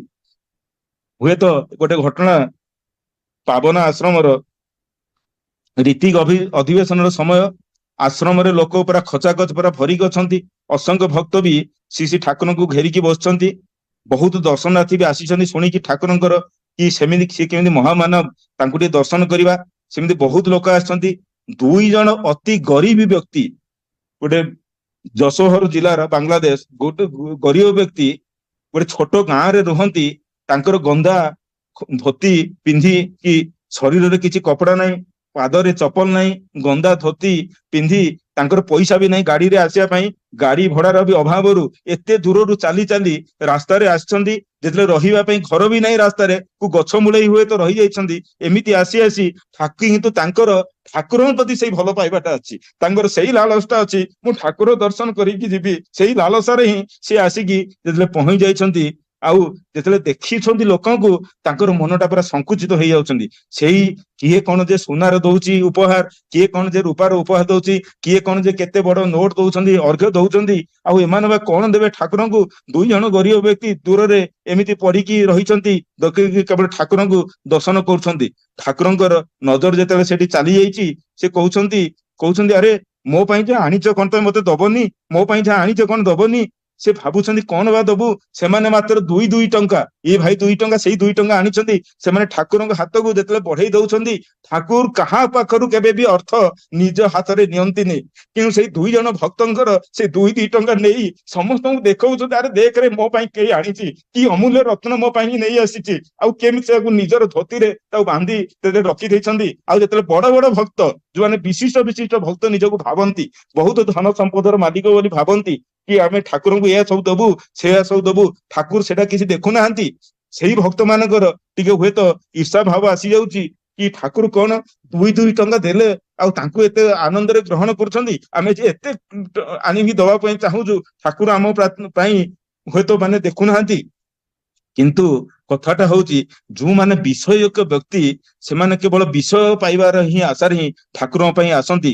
ଯୋଉମାନେ ସଚ୍ଚା ମନରେ ସେ ଜଗନ୍ନାଥଙ୍କ ଦର୍ଶନ କରିବା ପାଇଁ ଆସନ୍ତି, ସେମାନେ ଜଗନ୍ନାଥକୁ ହିଁ ପାଆନ୍ତି। ଯୋଉମାନେ ବୈଷୟିକ ଭାବରେ ବିଷୟିକ ଭାବରେ ହୁଏତ ଆସନ୍ତି ଠାକୁରଙ୍କୁ ଦର୍ଶନ କରିବା ପାଇଁ, ସେମାନେ କେବଳ ସେ ବିଷୟକୁ ହିଁ ଦେଖନ୍ତି ଠାକୁରଙ୍କ ପାଖରେ। କହିବାର ଅର୍ଥ, ଠାକୁରଙ୍କୁ ସେମିତି ଆମେ ନିଃସ୍ୱାର୍ଥପର ଭାବରେ ଭଲ ପାଇ ପାଇ ଚାଲିଲେ ସେ ହବ। ଆଉ ତାଙ୍କର ପ୍ରତି ଯେତେବେଳେ ଆମର ସଦାବେଳେ ଦୃଷ୍ଟିଟା ଆମର ଠାକୁରଙ୍କ ପ୍ରତି ଥାଉ, ସଦାବେଳେ ନଜରରେ ଯେତେବେଳେ ଥିବ, ମୋର ମୁହୂର୍ତ୍ତରେ ମୋର ଚାଲିଚଳନ ଆଚରଣ ବ୍ୟବହାର କେମିତି ହେଇଉଠିବ, ସେଇଟା ହିଁ ହେଇଉଠେ। ଆପଣମାନେ ସମସ୍ତେ ରମଣ ମାଙ୍କ କଥା ଜାଣନ୍ତି। ରମଣ ମାଙ୍କୁ ସେ ଠାକୁର ତାଙ୍କର ପାଖରେ ରଖିଥିଲେ। ତାଙ୍କର ଖାଇବା ପିଇବା, କପଡା, ଦବାଇ, ଇଲାଜ ସବୁ ଗୁଡାକ ସେ କରୁଥିଲେ। ସେଇ ରମଣ ମାଙ୍କର ଯୋଉ ଆପଣ ଜାଣିଥିଲେ, ସେ କେମିତି ଘୁଷା କରୁଥିଲେ, କେମିତି ରାଗି ଯାଉଥିଲେ ଛୋଟ ଛୋଟ କଥାରେ, ସେ ମା ମାନଙ୍କୁ କେମିତି ତାଙ୍କୁ ଚିଡଉଥିଲେ, ସେ ରାଗୁଥିଲେ। ସେ ଠାକୁରଙ୍କର ବି ଏଇଟା ଗୋଟେ ଲୀଳା ବୋଲି ବି ଭାବାଯାଏ। ଠାକୁର ସେଇଦିନ କହୁଛନ୍ତି, ଶ୍ରୀ କାତିପାଲ ନାମକ ଜଣେ ଭକ୍ତ ସେବକ ଠାକୁରଙ୍କର, ତାଙ୍କୁ ସେ କହୁଛନ୍ତି, ତାଙ୍କୁ ସଦାବେଳେ ଲଗେଇଛନ୍ତି ସେ ରମଣ ମାଙ୍କୁ ସଦାବେଳେ ଚିଡେଇବୁ। ଆଉ ରମଣ ମାଙ୍କୁ ଯଦି ଚିଡେଇବେ, ସେ ଗାଳି ଗୁଲଜ କରନ୍ତି, ଠାକୁର ସେଟାକୁ ଏନ୍ଜୟ କରନ୍ତି। ଗୋଟେ ଦିନ ଶ୍ରୀ ଠାକୁର ସେ ରମଣ ମାଙ୍କୁ କହିଲେ ତମେ ତାଙ୍କ ପାଇଁ ଗୋଟେ ନୂଆ ଶାଢୀ, ଶୃଙ୍ଗାର ଏମିତି ଜିନିଷ କିଣି ତାଙ୍କୁ କହିଲେ, ତମେ ଏଟା ତ ପିନ୍ଧିକି ଆସିଲ, ମୁଁ ତମକୁ ଏଇ ଶାଢୀରେ ଦେଖିବା ପାଇଁ ଚାହୁଁଛି, ତମେ କେମିତି ଦେଖାଯାଉଛ। ଆଉ ତାଙ୍କୁ ପଠେଇଦେଲେ। ରମଣ ମା ଖୁସି ହେଇକି ଶାଢୀ ନେଇକି ଚାଲିଗଲେ। ଏପଟେ ଠାକୁର କଣ କହିଲେ, ସେ କାର୍ତ୍ତିଦାକୁ କହୁଛନ୍ତି, ଯେତେବେଳେ ରମଣ ମା ସେ ଶାଢୀ ପିନ୍ଧିକି ଏଇଠିକି ଆସିବ, ତାକୁ ତମେ ତିର୍ଛା ନଜରରେ ଖାଲି ଦେଖିକି ମୃଦୁ ମୃଦୁ ହସି ହସି ଚାଲିବ। ଯେତେବେଳେ ରମଣ ମା ସେ ନୂଆ ଶାଢୀ ପିନ୍ଧିକି ଠାକୁରଙ୍କ ପାଖକୁ ଆସିଛନ୍ତି, ସେ କାର୍ତ୍ତିକ ଦା ସେଇ ଯୋଜନା ଅନୁସାରେ ସେମିତି ଅଭିନୟ ହିଁ କରି କରି ଚାଲିଛନ୍ତି, ତାଙ୍କୁ ଏମିତି ଦେଖି ଦେଖି ତିର୍ଛା ନଜରରେ ଏମିତି ଚାଲିଛନ୍ତି। ଆଉ ସେ ଠାକୁର ରମଣ ମାଙ୍କୁ ଦେଖି ଏତେ ଖୁସି, ଆଉ କହୁଛନ୍ତି, ଆଜି ତ ତମେ ପୁରା ଗୋଟେ ପରି ଭଳିଆ ପୁରା ନଜର ଆସୁଛ। ଆଉ ରମଣ ମାଙ୍କୁ ଏଇଭଳିଆ ଭାବରେ ଠାକୁର କହୁଛନ୍ତି। ରମଣ ମା ବି ଟିକେ ଲାଜେଇ ଯାଉଛନ୍ତି। ଆଉ ଲାଜେଇକି ଯେତେବେଳେ ପଛକୁ ଦେଖି ଦଉଛନ୍ତି, ମୁହଁ କରି ଦେଖୁଛନ୍ତି, ସେ ଦେଖୁଛନ୍ତି କାର୍ତ୍ତିକ ଦାଦା ତାଙ୍କ ଉପରେ ନଜର ଦେଇକି ସେମିତି ହସି ହସି ଚାଲିଛନ୍ତି, ତାଙ୍କ ଉପରେ ନଜର ଚାଲିଛି। ରମଣ ମାଙ୍କର ଘୁଷା ଆଉ ମାନେ କଣ୍ଟ୍ରୋଲରେ ରହିପାରିଲେନି। ସେ ରାଗି ଯାଇ ପୁଣି ଠାକୁରଙ୍କର ସେଇ ପଛକୁ ଚାଲି ଯାଇ କହୁଛନ୍ତି, ଦେଖନ୍ତୁ ଆପଣ ଦେଖନ୍ତୁ, ମତେ କେମିତି କେମିତି ନଜରରେ ଦେଖୁଛି। ସେ ମତେ ତାର ଟିକେ ଲାଜ ସରମ ନାହିଁ, ସେ ମତେ ଏମିତି ଏମିତି ହିଁ ଦେଖୁଛି। ଇଏ କଣ ସବୁ ଚାଲିଛି, ଏଇଆ ସବୁ କଣ ଚାଲିଛି ଏଇଠି। ସେ ଠାକୁର କିନ୍ତୁ ଚୁପଚାପ ସେଇ ଦୃଶ୍ୟକୁ ଉପଭୋଗ କରି କରି ଚାଲୁଛନ୍ତି। ଠାକୁର ତାପରେ କହୁଛନ୍ତି ତମକୁ ଏଠି କିଏ ରଖିଛନ୍ତି? ରମଣ ମା କହୁଛନ୍ତି, ଆପଣଙ୍କ ପାଖରେ ତ ମୁଁ ଅଛି, ଆପଣ ହିଁ ମତେ ରଖିଛନ୍ତି। ଠାକୁର କହୁଛନ୍ତି, ତମର ଖାଇବା ପିଇବା, କପଡା, ଦବାଇ ଏଇ ସବୁ ଜିନିଷ କିଏ ଦେଇଛନ୍ତି? ସେ କହୁଛନ୍ତି ଇଏ ତ ଠାକୁର ଆପଣ ହିଁ ଦେଇଛନ୍ତି, ଆପଣ ମତେ ରଖିଛନ୍ତି, ମୋର ଖାଇବା ପିଇବା ସବୁ ହିଁ ତ ଆପଣ ହିଁ ଦେଖିଛନ୍ତି, ଆଉ ମତେ କିଏ ଦେଖିବ? ଠାକୁର କହୁଛନ୍ତି, ଯେତେବେଳେ ସବୁ କିଛି ମୁଁ ହିଁ କରିଦେଇଛି, ତାହେଲେ ତୋର ମୋ ତରଫ ନଜର ଯିବା ଦରକାର ନା ଆଖ ପାଖରେ କିଏ କଣ କରୁଛି ତାପରେ ନଜର ଯିବା ଦରକାର? ତୋର ନଜର ଯେ ପର୍ଯ୍ୟନ୍ତ ତମର ଦୃଷ୍ଟି ମୋ ପାଖରେ ଥିଲା, ମୋ ପାଖରେ ସ୍ଥିର ହେଇକି ଥିଲା, ତମେ କେତେ ଆନନ୍ଦରେ ଥିଲ। ଯେମିତି ତମର ଦୃଷ୍ଟି ମୋଠୁ ହଟିଗଲା, ତମେ ଚାଲିଗଲ ବାହାରକୁ, ତମର ହାବ ଭାବ, ଭାଷା, ଭଙ୍ଗିମା କେମିତି ପରିବର୍ତ୍ତନ ହେଇଗଲା। ସେଇଥିପାଇଁ ମୁଁ କହୁଛି, ତମେ ସଦାବେଳେ ନଜର ମୋର ତରଫକୁ ହିଁ ଦିଅ, ଦେଖିବ ତମର ଜୀବନଟା ଆନନ୍ଦମୟ ହେଇଯିବ। ନହେଲେ ସେଇ ଝଜଡା ଝଞ୍ଝଟ ଭିତରେ ଉଲଝିକି ଜୀବନଟା ଦୁଷ୍କର ହେଇଯିବ। ସେଇଥିପାଇଁ ଶ୍ରୀ ଶ୍ରୀ ଠାକୁର ଆମ ମାନଙ୍କୁ ଏହା ହିଁ ସତର୍କ କରିଦେଇଛନ୍ତି, ଗୋଟେ ମୁହୂର୍ତ୍ତରେ ଯେମିତି ଠାକୁରଙ୍କ ଉପରୁ ଠାକୁରଙ୍କ ପ୍ରତି ମୋର ଶ୍ରଦ୍ଧାଟା ନ କମିଯାଏ, ଠାକୁରଙ୍କ ପ୍ରତି ମୋର ଭଲ ପାଇବାଟା ନ କମିଯାଏ। ଯଦି ସେଟା କମିଗଲା, ଯଦି ତାଙ୍କର ଭାବ ଆଦର୍ଶରୁ ମୁଁ ଯଦି ଦୂରେଇ ଗଲି, ତାହେଲେ ଜୀବନର ସବୁ ସମସ୍ୟାଟା ଆହୁରି ଯେ ଜଟିଳ ହେଇ ଚାଲିବ ସେଟା ମୁଁ କଳ୍ପନା ବି କରିପାରିବିନି। ଠାକୁର କେତେ ଯେ ଭଲ ପାଆନ୍ତି, କାହାର ବିଷୟରେ ନେଗେଟିଭ କଥା, କାହାର ବିଷୟରେ ନେଗେଟିଭ ଚିନ୍ତା, ଏଇ ସବୁ ଜିନିଷ ସେ କେତେବେଳେ ପସନ୍ଦ କରନ୍ତିନି। ସେଇଦିନ ଜଣେ ବିଶିଷ୍ଟ ଭକ୍ତ ଶରତଚନ୍ଦ୍ର ଚଟ୍ଟୋପାଧ୍ୟାୟ, ଜଣେ ମଶହୁର ଉପନ୍ୟାସକାର, ସାହିତ୍ୟକ ଉପନ୍ୟାସକାର ଆସିଛନ୍ତି ଠାକୁରଙ୍କ ପାଖକୁ। ଠାକୁରଙ୍କ ପାଖକୁ ଆସିଛନ୍ତି ପାବନା ସତ୍ସଙ୍ଗର କଥା। ସେ ତପୋବନ ବିଦ୍ୟାଳୟର ବିଶେଷ ସମାରୋହରେ ସେ ଆସିଥିଲେ। ଠାକୁରଙ୍କ ସମ୍ବନ୍ଧରେ ଶରତଚନ୍ଦ୍ର ଦାଦାଙ୍କ ତ ବହୁତ ଭକ୍ତି ଥିଲା। ଠାକୁରଙ୍କୁ ଦର୍ଶନ କରିକି ଠାକୁରଙ୍କୁ ସେ ପ୍ରଶ୍ନ ପଚାରୁଛନ୍ତି, ଠାକୁର ଆମେ ଜାଣିଛେ ଶ୍ରୀ ଶ୍ରୀ ଠାକୁର ବ୍ୟଙ୍ଗାତ୍ମକ ସାହିତ୍ୟକୁ ପସନ୍ଦ କରନ୍ତିନି, କାହାର ଉପରେ କିଛି ନେଗେଟିଭ ଆଲୋଚନା, ନେଗେଟିଭ ଚର୍ଚ୍ଚା, କାହାକୁ କିଛି କରିକି କହିବା ବ୍ୟଙ୍ଗ ଭାବରେ, ସେଇଭଳିଆ ସାହିତ୍ୟକୁ ଶ୍ରୀ ଠାକୁର କେବେ ବି ପସନ୍ଦ କରନ୍ତିନି। ସେଇଦିନ ଶରତଚନ୍ଦ୍ର ଦାଦା ଠାକୁରଙ୍କୁ କହୁଛନ୍ତି, ମୋ ପାଖକୁ କେତେ ଯେ ଲୋକ ଆସନ୍ତି, କେତେ ଯେ ଲୋକ ନିଜ ନିଜର ସମସ୍ୟାଟାକୁ ଦେଇକି ମତେ ବି ସେମାନେ ପଠାନ୍ତି, ପତ୍ର ବି ଲେଖନ୍ତି, ଆଉ ସେଇ ଅନୁସାରେ ମୁଁ ତାଙ୍କର ଗୋଟେ ଗୋଟେ ଉପନ୍ୟାସ ବି ଲେଖିଦିଏ। ଆଉ ଠାକୁର କିନ୍ତୁ ସେଇଠି ବ୍ୟସ୍ତ ହେଇକି କହୁଛନ୍ତି କି ମୋ ପାଖକୁ ବି ବହୁତ ଲୋକ ଆସନ୍ତି, ମତେ ବି ବହୁତ ଲୋକ କନଫେସନ କରିଛନ୍ତି କି ସେମାନଙ୍କର ରୂପ କେମିତି ବିଭତ୍ସ, ସେମାନେ କେମିତି ନେଗେଟିଭ, ସେଇ ଜିନିଷଟା ବି ମତେ କହିଛନ୍ତି। ମୁଁ କିନ୍ତୁ ସେଟା କାହା ଆଗରେ ପ୍ରକାଶ କରେନି, ମୁଁ କେତେବେଳେ କାହା ଆଗରେ ପ୍ରକାଶ କରେନି। କାହିଁକି ନା ସମସ୍ୟାର ବର୍ଣ୍ଣନା କରିବା ଦ୍ୱାରା କେବେ ସମାଧାନ ହୁଏ ନା। ଶ୍ରୀ ଠାକୁର ଶରତ ଦାଦାଙ୍କୁ କହୁଛନ୍ତି, ଶରଦା ସମାଜ ବହୁତ ସଢିଗଲାଣି, ଏଇଟା ସତ, କିନ୍ତୁ ଯଦି ଆମେ ଜାଣି ଶୁଣି ଆମେ ସେଇ ଦୁଃଖର ଚିନ୍ତ୍ରଣ, ହତାଶାର ବିବରଣ, ବିକୃତ ମନୁଷ୍ୟର ଅଭିବ୍ୟକ୍ତି ଲୋକଙ୍କ ପାଖରେ ଯଦି ପ୍ରସ୍ତୁତ କରିବା, ତାହେଲେ ସେଇଥିରେ କାହାର କିଛି ଉପକାର ହୁଏ ନା। ଗୋଟେ ସାହିତ୍ୟର ପ୍ରଥମ ଦାୟିତ୍ୱ ହେଉଛି ଗଠନମୂଳକ ଚିତ୍ରଣ ଲୋକଙ୍କ ପାଖରେ ପ୍ରସ୍ତୁତ କରିବା, ସେଇଥିରେ ହିଁ ସମସ୍ୟାର ସମାଧାନ ଆସିବ। ଯେତେ ଲୋକ ହତାଶାରେ ଥିଲେ ବି ସେଇ ଗଠନମୂଳକ ଚିତ୍ରଣ ଯଦି ଆମେ ପ୍ରକାଶିତ କରିବା, ସେ ହତାଶାରେ ବି ସେହାର ଆଶା ଆସିବ, ସେ ଦୁଃଖରେ ବି ସେ ଶାନ୍ତି ପାଇବ, ତାର ବାସ୍ତବବାଦ ସହିତ ଆଦର୍ଶବାଦର ବି ସମନ୍ୱୟ ହେଇକି ରହିବ, ସେଇଥିରେ ଯାଇକି ସୁଫଳ ମିଳିବ। ଆଦର୍ଶ ଚରିତ୍ରକୁ ରୂପାୟନ କରି କରି ହିଁ ସେ ଚାଲିବ। ତେଣୁ ବାସ୍ତବ ଯେତେ ଅସୁବିଧା, ଯେତେ ବିପର୍ଯ୍ୟୟରେ ବି ଥିଲେ ବି ତାର ସାମ୍ନା କରିବା ପାଇଁ ତାର ସେଇ ଜୀବନରେ ସେ ଶକ୍ତିଟା ହିଁ ପାଇବ। ସାହିତ୍ୟକାର ମାନେ ଯଦି ପାଠକ ମନରେ ଯଦି ଭରସାକୁ ସୃଷ୍ଟି କରିପାରନ୍ତିନି, ତାଙ୍କୁ ଯଦି କଲ୍ୟାଣର ପଥରେ ନେଇ ପାରନ୍ତିନି, ସେଇ ସାହିତ୍ୟର ମହତ୍ଵ ବା କଣ? ଶ୍ରୀ ଠାକୁରଙ୍କର ଏଇଭଳିଆ ପ୍ରାଜ୍ଞଦୀପ୍ତ କଥା ଶୁଣି ସେ ବିସ୍ମିତ ହେଇଯାଉଛନ୍ତି ଶରତଚନ୍ଦ୍ର ଦା, ଆଉ କାତର ଭାବରେ କହୁଛନ୍ତି, ଠାକୁର ଏତେ ଦିନ ହେଲାଣି ମୋର ଭାବନା ତ ପୁରା ଉଲ୍ଟା ଥିଲା। ମୁଁ ଭାବୁଥିଲି ସମାଜ ସାମ୍ନାରେ ସବୁ ସମସ୍ୟା ଗୁଡାକ ହିଁ ଉଲ୍ଲେଖ କର, ନିଜେ ହିଁ ଯୋଉମାନେ ସମାଜ ସଂସ୍କାର ସେମାନେ ହିଁ ତାର ସମାଧାନ ଦେଇକି ଆସିବେ, କିନ୍ତୁ ଆପଣଙ୍କ ପାଖରୁ ତ ମୁଁ ଏଟା ଶୁଣିଲି, ଏଇଟା କିନ୍ତୁ କଣ କରିବି ଠାକୁର, ମୋର ତ ଜୀବନ ଚାଲିଗଲାଣି, ଏତେ ଦିନ ହିଁ ମୁଁ ଚାଲିଲାଣି, ଏଇଭଳି ସବୁ ନେଗେଟିଭ ଉପନ୍ୟାସ ଲେଖିଲି ମୁଁ ଚାଲିଲିଣି, ଆଉ ଆପଣଙ୍କର ଜ୍ୟୋତିର୍ମୟ ଚେହେରାକୁ ଦେଖି, ଆପଣଙ୍କର କଥା ଶୁଣି ମୁଁ ଭାବୁଛି କେତେ ଯେ ସମୟ ମୁଁ ନଷ୍ଟ କରିଲିଣି, ମୋର ଏଇ ଅନ୍ତ ସମୟରେ, ଶେଷ ସମୟରେ ମୁଁ କଣ ସେଇଭଳିଆ ରଚନା ସୃଷ୍ଟି କରିପାରିବି? ଶ୍ରୀ ଠାକୁର ତାଙ୍କୁ ସାହସ ଦେଇକି କହୁଛନ୍ତି, ନିଶ୍ଚୟ ହିଁ ତମେ କରିପାରିବ, ତାକୁ ଆରମ୍ଭ ହିଁ କରିଦିଅ। ସେଇଦିନ ଅନୁତାପ ସ୍ୱରରେ ସେଇ ଶରତଚନ୍ଦ୍ର ଦାଦା କହୁଛନ୍ତି, ମୁଁ ଯଦି ଠାକୁରଙ୍କର ମୋର ପ୍ରଥମ ଉପନ୍ୟାସ ଲେଖିବା ଆଗରୁ ଯଦି ମୁଁ ଠାକୁରଙ୍କ ଦର୍ଶନ କରିଥାନ୍ତି, ତାହେଲେ ମୁଁ କେତେ ଯେ ସୁନ୍ଦର ଉପନ୍ୟାସ ଲେଖି ସାରିଥାନ୍ତି, ଯୋଉଟା କି ସମାଜର କେତେ ଯାହା ବି ସମସ୍ୟାର ସମାଧାନ ହେଇଯାଇଥାନ୍ତା। ଶ୍ରୀ ଠାକୁରଙ୍କ ସେଇ ପ୍ରେରଣାରେ ସେ ଗୋଟେ ବିପ୍ର ଦାସ ନାମକ ଉପନ୍ୟାସ ଲେଖିଥିଲେ। କହିବାର ମାନେ ଠାକୁର ସଦାବେଳେ ସେଇ ପଜିଟିଭ ଜିନିଷ ଆମ ମାନଙ୍କ ପାଖରେ ରଖିକି ଯିବା ପାଇଁ ଚାହାନ୍ତି।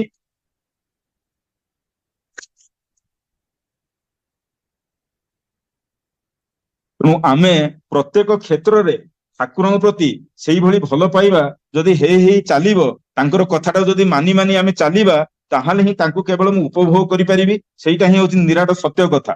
ବେଳେ ବେଳେ ହୁଏ କଣ, ମୁଁ ତାଙ୍କୁ ଭାବେ ମୁଁ ଠାକୁରଙ୍କୁ ନେଇକି ଚାଲୁଛି ମୋର ଜୀବନରେ, ଆଉ ତାଙ୍କର କଥା ତ ହୁଏ ମାନିକି ଚାଲୁଛି, ବେଳେ ବେଳେ ପରିବେଶର ସହିତ ମୋର ଏମିତି ସମନ୍ୱୟ ହେଇଯାଏ, ତାଙ୍କର ହିଁ ଇଷ୍ଟଙ୍କର ଆଦେଶ ବାଦ ପଡିଯାଏ, ତାଙ୍କର ଆଦର୍ଶ ମୋଠୁ ବାଦ ହିଁ ପଡିଯାଏ। ତେଣୁ ସେଇ ଜିନିଷଟା ଆମକୁ ବହୁତ ସତର୍କ ହେଇକି ହିଁ ଚାଲିବାର ହିଁ ଅଛି। ସେଦିନ ଜଣେ ଭକ୍ତ, ଆପଣ ଜାଣିଛନ୍ତି ଶ୍ରୀ କାହାଣୀ ତଥାପି କହି ଦଉଛି। ସେଦିନ ଜଣେ ଭକ୍ତ, ଏ 1950s କଥା, ଗୋଟେ ବେରୋଜଗାର ଯୁବକ ଆସିକି ଦେଓଘର ଆଶ୍ରମରେ ପହଞ୍ଚି ନିଜର ଅବସ୍ଥା, ଖରାପ ଅବସ୍ଥା, ନିଜର ଦାରିଦ୍ର ଅବସ୍ଥା ଠାକୁରଙ୍କ ପରମ ପ୍ରେମ ଶ୍ରୀ ଠାକୁରଙ୍କୁ ନିବେଦନ ଯଦି କରୁଛନ୍ତି, ଶ୍ରୀ ଠାକୁର କହୁଛନ୍ତି ତମେ ଏଠି ଘୋଳ ଦହି ବିକ। ଶ୍ରୀ ଠାକୁର ତେଣୁ ନିର୍ଦ୍ଦେଶ ଦଉଛନ୍ତି, ତାଙ୍କ ପାଇଁ ବି କିଛି ଲୋକଙ୍କ ସାଙ୍ଗରେ ଯୋଗାଡ଼ କରିଦଉଛନ୍ତି, ତାର ଦେଖ କଣ ବର୍ତ୍ତମାନ ଦରକାର, କଣ ରଖିବା, ଖାଇବା ପିଇବା ସବୁ ଯାହା ଦରକାର ସେଇ ଅନୁସାରେ ଟିକେ ଆରେଞ୍ଜ କରେଇଦିଅ। ଯାହା ହଉ ସେ ଠାକୁରଙ୍କ ନିର୍ଦ୍ଦେଶ ପାଇ ସେ ଜିନିଷ କିଛି ଆରେଞ୍ଜ କରି ସେ ଘୋଳ ଦହିକୁ ବିକ୍ରି କରିବାର ଲାଗିଲେ। ସେତେବେଳେ ଗରମର ମୌସମ, ଲୁ ବି ଚାଲିଥାଏ, ସେଇଥିପାଇଁ ଧୀରେ ଧୀରେ ତାର ଘୋଳ ଦହିର ମାନେ ବଢି ବଢି ଚାଲିଲା। ସେ ବେଳେ ବେଳେ ଯୋଗେଇ ଦେଇ ପାରିଲାନି। ଯେତେବେଳେ ଉତ୍ସବ ଆସିଲା, ସେଇ ଟାଇମରେ ଉତ୍ସବ ହୁଏତ 7 ଦିନ ପାଇଁ ଚାଲିଥିଲା, ବହୁତ ବଡ ଭକ୍ତ ମାନେ ସବୁ ଆସୁଥିଲେ, ସେମାନେ ଘୋଳ ଦହି ପିଇବା ପରେ ଇଏ ଯୋଗେଇ ହିଁ ପାରୁନଥିଲା। ଜଣେ କର୍ମହୀନତାକୁ ଠାକୁର କେମିତି ଗୋଟେ ଆଦର୍ଶ କର୍ମୀରେ ହିଁ ପରିବର୍ତ୍ତନ କରିଦେଲେ କେବଳ ଏଇ ଜିନିଷରେ କହିକି। ତାପରେ ସେ ଯେତେବେଳେ ଚାଲିଛନ୍ତି, ଯେତେବେଳେ ଉତ୍ସବ ସରିଗଲା, ଉତ୍ସବ ସରିଲା ପରେ ଆମେ ଜାଣୁ ସ୍ୱାଭାବିକ ଭାବରେ ଉତ୍ସବ ସରିଲା ପରେ କେମିତି ଭିଡ କମିଯାଏ। ଯେତେବେଳେ ଭିଡ କମିଗଲା, ତାର ଘୋଳ ଦହିର ବିକ୍ରିବାଟା ବି କମିଗଲା। ଯେତେବେଳେ ବିକ୍ରିବାର କମିଗଲା, ତଥାପି ସେ ଏତେ ପଇସା ଉପାର୍ଜନ କରିଦେଇଛନ୍ତି ଆଗରୁ, ତଥାପି ତାଙ୍କର କିଛି ଅସୁବିଧା ନାହିଁ। ସେ ଠାକୁରଙ୍କୁ ନେଇ ଭାବ ଦର୍ଶନ ନେଇକି ସେ ଚାଲି ଚାଲିଛନ୍ତି। କିନ୍ତୁ ତଥାକଥିତ ଏଇଠି ଦେଖନ୍ତୁ, ପରିବେଶ କେମିତି ମୋଲ୍ଡ କରିଦିଏ ଜଣଙ୍କୁ, ମାନେ ଚିନ୍ତାଧାରାକୁ।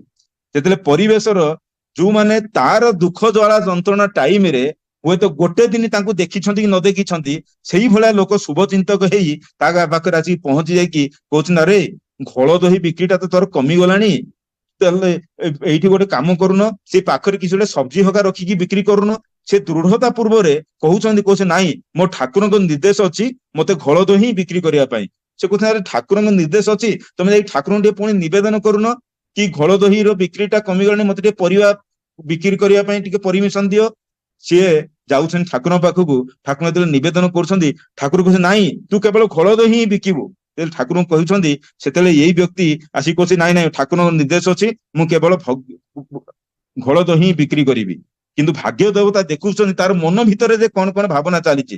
ଧୀରେ ଧୀରେ ଧୀରେ ସେ ଘୋଳ ଦହି ବିକ୍ରି କରିବାଟା ଯେତେବେଳେ ତାର କମିଗଲା, ଆହୁରି କମି କମି ଆସିଲା, ଏଇଭଳିଆ ଅବସ୍ଥାକୁ ଯେତେବେଳେ ଆସିଲା, ସେତେବେଳେ ତାର ମନ ପଡିଲା ସେଇ ପରିବେଶର କଥା। ଲୋକ ତ ଉସ୍କଉଛନ୍ତି, ଏଇଠି ପରିବା ଦିଏ। ସେତେବେଳେ ଭାବିଲା, ଆରେ ମୋର ଏଟା କମିଗଲାଣି, ଆଉ କଣ ମୁଁ କିଛି କିଛି ପରିବା ରଖିଦେଲେ ହବନି, ଘୋଳ ଦହି ବି ବିକ୍ରି କରିବି, ସାଙ୍ଗରେ ପରିବା ବି ରଖିବି। ଧୀରେ ଧୀରେ ସେ ଯେତେବେଳେ ହାଟରୁ ଆଣିକି ପରିବାକୁ ରଖୁଛନ୍ତି, ସେଇ ପରିବାର, ସେତେବେଳେ ଦୋକାନ କିଛି ନଥିଲା, ତାର ପରିବାଟା ବିକ୍ରି ହେଇ ଚାଲିଲା। ସେ ଆହୁରି ବି ଆଣିଲା, ଆହୁରି ବିକ୍ରି ହେଇ ଚାଲିଲା। ଏମିତି ଗୋଟେ ଟାଇମ ଆସିଲା, ସେ ପରିବାରେ ହିଁ ସେଇ ଜାଗାଟା ଭରିଗଲା, ଆଉ ଘୋଳ ଦହି ବାଦ ପଡିଗଲା। ଗୋଟେ ଦୃଷ୍ଟିରୁ ଦେଖିବାକୁ ଗଲେ, ସେ ଇଷ୍ଟ ନିର୍ଦ୍ଦେଶକୁ ଅମାନ୍ୟ କରି ଇଷ୍ଟଙ୍କର ଯୋଉ ନିର୍ଦ୍ଦେଶ ଥିଲା ତାଙ୍କୁ ଏକଦମ ସେ ଭୁଲିଗଲା। ଆଉ ବିଭିନ୍ନ ହାଟରୁ, ବଡ ବଡ ହାଟ, ଯୋଉଠିକି ଶଙ୍କରପୁର ହାଟ ଦୂର ବି, ସେଇଠୁ ଯାଇ ଟ୍ରେନରେ ଯାଇ ସେ ପରିବା ଆଣିକି ତାର ପରିବାର ବିକ୍ରିରେ ହିଁ କରିଚାଲିଲା। ସେ ଶ୍ରାବଣ ମାସ ବୈଦ୍ୟନାଥ ମନ୍ଦିରରେ ବହୁତ ଭକ୍ତଙ୍କର ପ୍ରବଳ ଭିଡ ଥାଏ। ସେଇଭଳିଆ ସେଇ ଶଙ୍କରପୁର ଟ୍ରେନ, ତାଙ୍କର ଗୋଟେ ଅଭ୍ୟାସ ଥିଲା, ଯେତେବେଳେ ଟ୍ରେନ ଆସେ ବୈଦ୍ୟନାଥ ଧାମ ରେଲୱେ ଷ୍ଟେସନକୁ, ସେ ଟ୍ରେନ ଟିକେ ଚଲିବା, ଟ୍ରେନ ସ୍ଲୋ ହେଲେ ସେ ତାର ଡବାରେ ଚଢି ଯାଆନ୍ତି, ସେଇ ପାଇଦାନ ଯୋଉଟା ଅଛି ପାହାଚଟା, ସେଥିରେ ଚଢି ଯାଆନ୍ତି, କାହିଁକିନା ସିଟ୍ ମିଳିଯିବ, ସେ ଚଢି ଯାଇଥାନ୍ତି। ସେଇଦିନ ଶ୍ରାବଣ ମାସ, ବହୁତ ଲୋକଙ୍କର ପ୍ରବଳ ଭିଡ। ଯେତେବେଳେ ସେଇ ତାଙ୍କର ପୂର୍ବ ଅଭ୍ୟାସଟା ସେମିତି ଅଛି, ସେଇ ଭିତରେ ଟ୍ରେନ ଯେତେବେଳେ ସ୍ଲୋ ହେଇଛି, ସେ ସେକେଣ୍ଡ ବଗିରେ ଯେତେବେଳେ ଉଠି ଯାଇଛନ୍ତି, ପ୍ଲାଟଫର୍ମ ଏଣ୍ଟ୍ରି କରିବା ଜଷ୍ଟ ପୂର୍ବରୁ ଉଠି ଯାଇଛନ୍ତି, ଆଉ ଏତେ ଲୋକ ଭକ୍ତ, ମାନେ ଏତେ ସେଦିନ ଲୋକ, ସେ ତାକୁ ଭିତରକୁ ଯିବାକୁ ହିଁ ଯାଉନାହାନ୍ତି। ସେ ଯେତେବେଳେ ଅନୁରୋଧ କରୁଛି, ମତେ ଭିତରକୁ, କେହି ଶୁଣୁନାହାନ୍ତି। ଆଉ ଧୀରେ ଧୀରେ ଯେତେବେଳେ ଟ୍ରେନ ପ୍ଲାଟଫର୍ମରେ ପହଞ୍ଚି ଯାଇଛି, ତାଙ୍କର ତ ଦିଟା ଗୋଡ ପାହାଚରେ ଅଛି, ସେ ପ୍ଲାଟଫର୍ମ ସାଙ୍ଗରେ ପୁରା ରଗଡି ରଗଡି ରଗଡି ଟ୍ରେନ ଯେତେବେଳେ କମ୍ପ୍ଲିଟଲି ରହିଲା, ଦେଖିଲା କି ତାଙ୍କର ଗୋଡ ଦିଟା ହିଁ କଟି ଯାଇଛି। ତାଙ୍କରି ଅନ୍ ଦି ସ୍ପଟ ସେଠି ଯେତେବେଳେ ଡେଥ ହେଇଯାଉଛି, ବହୁତ ଏଇ ମର୍ମାନ୍ତିକ ସମ୍ବାଦ ଯେତେବେଳେ ଶ୍ରୀ ଠାକୁରଙ୍କ ପାଖକୁ ଆସୁଛି, ଠାକୁର ତକ୍ଷଣ କହୁଛନ୍ତି, ଯେତେବେଳେ ମୁଁ ତାକୁ ପ୍ରଥମ ଥର ପାଇଁ ମୋ ସାମ୍ନାରେ ଦେଖିଥିଲି, ସେଇ ସମୟରେ ମୁଁ ଦେଖିଥିଲି ତାର ଆଣ୍ଠୁର ତଳକୁ ଆଉ ପାଦ ଦିଟା ହିଁ ନାହିଁ। ଏଇଟା ଶୁଣିଲା ପରେ ଶ୍ରଦ୍ଧେୟ ଶ୍ରୀ କେଷ୍ଟ ଦାଦା କୃଷ୍ଣ ପ୍ରସନ୍ନ ଭଟ୍ଟାଚାର୍ଯ୍ୟ କହୁଛନ୍ତି, ଠାକୁର ଆପଣ ତାହେଲେ ସେଇ ଟାଇମରେ ତାକୁ ସାବଧାନ କାହିଁ କରିଦେଲେନି? ସେଇ ଟାଇମରେ ତାକୁ ସାବଧାନ କରିଦେଇଥାନ୍ତେ। ଯଦି ସେଇ ଟାଇମରେ ତାକୁ ସାବଧାନ କରିଦେଇଥିଲେ, ସେ ତ ବଞ୍ଚି ଯାଇଥାନ୍ତା। ସେଇ ଉପସ୍ଥିତ ଲୋକମାନଙ୍କୁ ଠାକୁର କହୁଛନ୍ତି, ଆରେ ସେ କେତେ ଦିନ ପୂର୍ବରୁ ଏଠିକି ଆସିଥିଲା? କିଏ କହୁଛନ୍ତି, ଠାକୁର ଇଏ ଲଗଭଗ 6 ମାସ ପୂର୍ବରୁ ଏଠିକି ଆସିଥିଲା।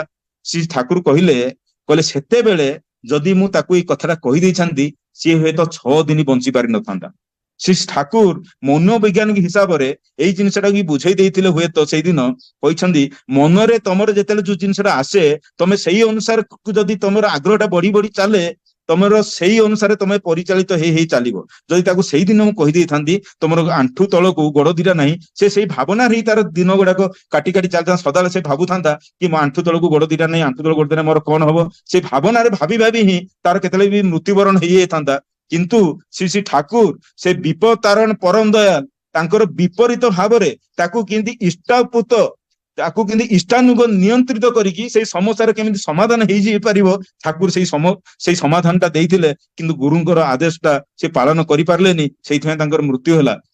ଆମର ଯଦି ଭଲ ପାଇବାର ଟିକେ ବି ଯଦି କମି ରହିଯାଏ ଠାକୁରଙ୍କ ପ୍ରତି, ଆମେ ବେଳେ ବେଳେ ସେଇ ଅଭାବ ଅସୁବିଧା ହଉ କିମ୍ବା ଜଟିଳ ଜଟିଳ ସମସ୍ୟାରେ ପଡୁ, ତାଙ୍କ ପ୍ରତି ଭଲ ପାଇବା ମୋର କେମିତି ବଢିବ, ମୋ ପାଖରେ ସାମ୍ନାରେ ଅଛନ୍ତି ଶ୍ରୀ ଆଚାର୍ଯ୍ୟ ଦେବ। ଶ୍ରୀ ଆଚାର୍ଯ୍ୟ ଦେବ ମତେ ଦେଖେଇଥାନ୍ତି ଆମ ସମସ୍ତ ମାନଙ୍କୁ ଶ୍ରୀ ଠାକୁରଙ୍କୁ କେମିତି ଭଲ ପାଇଯାଇପାରେ, ନିଜର ଦୈନନ୍ଦିନ ଚଳନରେ କେମିତି ନାମ ଧ୍ୟାନ କରିବାର ଅଛି, ସଦାବେଳେ ଲୋକଙ୍କର ସମସ୍ୟାର ସମାଧାନ କେମିତି କରିବାର ଅଛି। ତାଙ୍କୁ ଦେଖି ଦେଖି ଭଲ ପାଇବାଟା ଆମର ହୁଏତ ଠାକୁରଙ୍କ ପ୍ରତି ଆହୁରି ବହୁତ ବଢି ବଢି ଚାଲେ। ସେଦିନ ଜଣେ ବାଳିକା ଆସିକି ନିବେଦନ କରୁଛନ୍ତି ପରମ ପୂଜ୍ୟପାଦ ଶ୍ରୀ ଆଚାର୍ଯ୍ୟଙ୍କ ସାମ୍ନାରେ, କହୁଛନ୍ତି କି ମୋର ଭାଗ୍ୟ ବହୁତ ଖରାପ, କୌଣସି ଗୋଟେ କାମ ମୋର ସୁନ୍ଦର ତରିକାରେ ହଉନି, ମୁଁ ସଦାବେଳେ ସେ ବାଧା ଆସିଯାଉଛି। ସେ ଆଚାର୍ଯ୍ୟ କହୁଛନ୍ତି ଯଦି କାମଟା ଠିକ ତରିକାରେ ଯଦି ସମ୍ପୂର୍ଣ୍ଣ ହେଇପାରୁନି ତାହେଲେ ଦୋଷ ଭାଗ୍ୟର ନା ନିଜର ଅବାଞ୍ଛିତ ଚଳନର। ଗୋଟେ ଯଦି ମତେ ତାଳି ବଜେଇବାକୁ ଅଛି ତାହେଲେ ମୁଁ ଗୋଟେ ହାତ ବାପୁଲ ପାଖରୁ ଆଉ ଗୋଟେ ହାତକୁ ଆଣିକି ଦିଟାକୁ ଟକରେଇଲେ ହିଁ ଯାଇକି ତାଳିଟା ବାଜେ। ଯଦି ସେୟା ନକରି ମୁଁ ଗୋଟେ ହାତ ଉପରକୁ ନେବି ଆଉ ଗୋଟେ ହାତ ତଳକୁ ନେଇଯିବି ତାହେଲେ କଣ ସେ ତାଳିଟା ବାଜିବ? ବାଜିବନି। ସେଇଭଳିଆ ଯୋଉ କାମଟାକୁ ଯୋଉ ଭଳିଆ କଲେ ସେଇଟା ପାଇବାଟା ହୁଏ, ସେମିତି ଯଦି ନ କରିବି ଆଉ ବିଫଳତା ହେବି ତାହେଲେ ମୁଁ କଣ କହିବି ମୋର ଭାଗ୍ୟର କଥା? ଶ୍ରୀ ଆଚାର୍ଯ୍ୟ କହୁଛନ୍ତି ଅଧିକାଂଶ ଆମେମାନେ ନିଜର ଗୋଟେ କାର୍ଯ୍ୟ ପ୍ରତି କେନ୍ଦ୍ରାୟିତ ନ ହେଇ ମାନେ ମନର ବକ ଜିନିଷ ଗୁଡାକ ଭିତରେ ଆମେ ଡୁବି ହିଁ ରହୁଛୁ। ବର୍ତ୍ତମାନ ସମୟଟାକୁ ଆମେ ଚିନ୍ତା ନ କରି ଆମେ ହୁଏତ ଭବିଷ୍ୟ କିମ୍ବା ପୂର୍ବବର୍ତ୍ତୀର ସମୟରେ ହିଁ ରହିଯାଉଛୁ। ଧରାଯାଉ ବର୍ତ୍ତମାନ ଟାଇମ ଅଛି ଏଇଠି 8:55, ମୁଁ ସେଇ ଟାଇମରେ ଏଇ ଟାଇମରେ କଣ ହଉଛି ସେଟା ଭାବିବାର ଅଛି। 5 ମିନିଟ୍ ପରେ କଣ ହବ, 5 ମିନିଟ୍ ପରେ କଣ ନାହିଁ ସେଟା ମୋର ଭାବିବାର ନାହିଁ। ପ୍ରତ୍ୟେକ କ୍ଷଣ ଯଦି ତମେ ଠାକୁରଙ୍କ ପାଖରେ ହିଁ ରହିବ, ଠାକୁରଙ୍କ ନଜରରେ ହିଁ ରହିବ, ଠାକୁରଙ୍କ ପ୍ରତି ଭଲ ପାଇବାଟା ରହିବ, ତାହେଲେ ଠାକୁର ତମ ସାଙ୍ଗରେ ସଦାବେଳେ ହିଁ ରହିବେ ଆଉ ତମ ଜୀବନ ଚଳନୀଟା ହିଁ ଠିକରେ ହିଁ ହେଇ ଚାଲିବ। ଠାକୁରଙ୍କୁ ସଦା ହିଁ କହିବ ଗୋଟିଏ ଜିନିଷ ହିଁ କହିବ, ଠାକୁର ମୁଁ ଆପଣଙ୍କ ଚଳନୀରେ ଚାଲିବା ପାଇଁ ଚେଷ୍ଟା କରୁଛି, ଆପଣ ହିଁ ମୋର ସାଥିରେ ସଦାବେଳେ ହିଁ ରୁହନ୍ତୁ। ଏଇଟା ହିଁ କେବଳ ଠାକୁରଙ୍କୁ ଆମର ମାଗିବାର ହିଁ ଅଛି।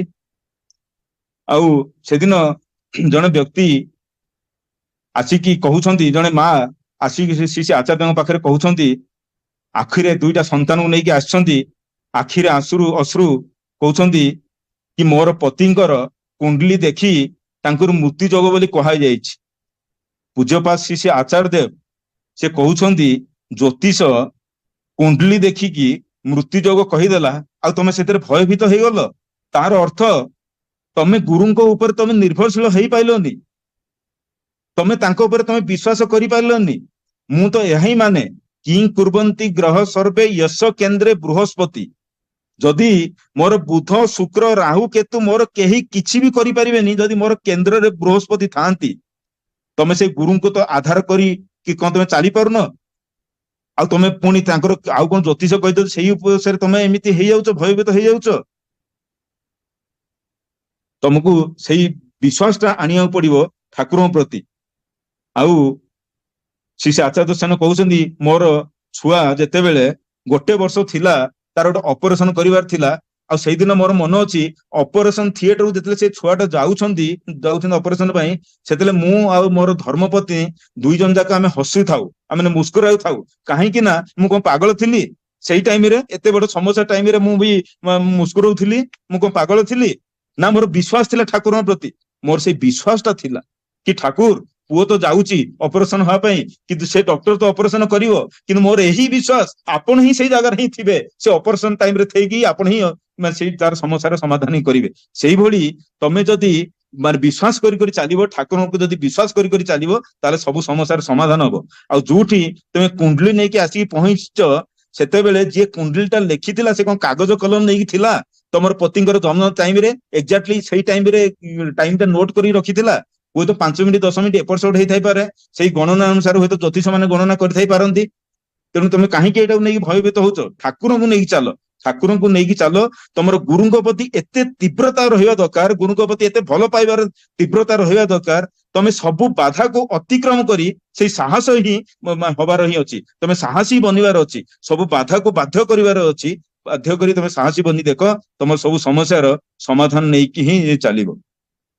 ଜଣେ ମା ସେଇଦିନ ତାଙ୍କର ପୁଅକୁ ନେଇକି ଆସିକି କହୁଛନ୍ତି ଆର ବିବାହ କରିବାର ଅଛି, ଆପଣ ଟିକେ ଆଶୀର୍ବାଦ ଦେଇ ଦିଅନ୍ତୁ। ସେ ଆଚାର୍ଯ୍ୟ କହୁଛନ୍ତି ବିବାହ କରିବାର ଅଛି ଠିକ ଅଛି, କିନ୍ତୁ ତମେ ସେ ପୁଅକୁ କହୁଛନ୍ତି ତମେ ଯୋଉ ତମ ଆଙ୍ଗୁଠିରେ ଏତେ ବଢିଆ ସବୁ ମୁଦି ପିନ୍ଧିଛ, ଏଇଟା କଣ ତମର ତା ମାନେ କାହା ଉପରେ ଭରସା ନାହିଁ? ତମ ନିଜ ଉପରେ ଭରସା ନାହିଁ? ତମର ମନଟା କଣ ଏତେ ଦୁର୍ବଳ ଯେ ତମେ ଏତେ ସବୁ ମୁଦି ପିନ୍ଧିଛ? ସବୁ ପୁରୁଷର ଅର୍ଥ ପୂରଣ କରିବା, ତମେ ନିଜର ବ୍ୟକ୍ତିଗତ କଣ ଏତେ ଦୁର୍ବଳ କରିକି ରଖିଛ? ତାହେଲେ ତମେ ଅନ୍ୟମାନଙ୍କୁ ପୂରଣ କେମିତି କରି ଚାଲିବ? ଆମେ ଦୀକ୍ଷା ନେଇ ଯେ କେବଳ ଧାର୍ମିକ ହେଇଗଲୁ ସେୟା ନାହିଁ, ଦୀକ୍ଷା ନେଇକି ବହୁତ ଆମେ ଅଧାର୍ମିକ ହେଇ ରହିଯାଉ।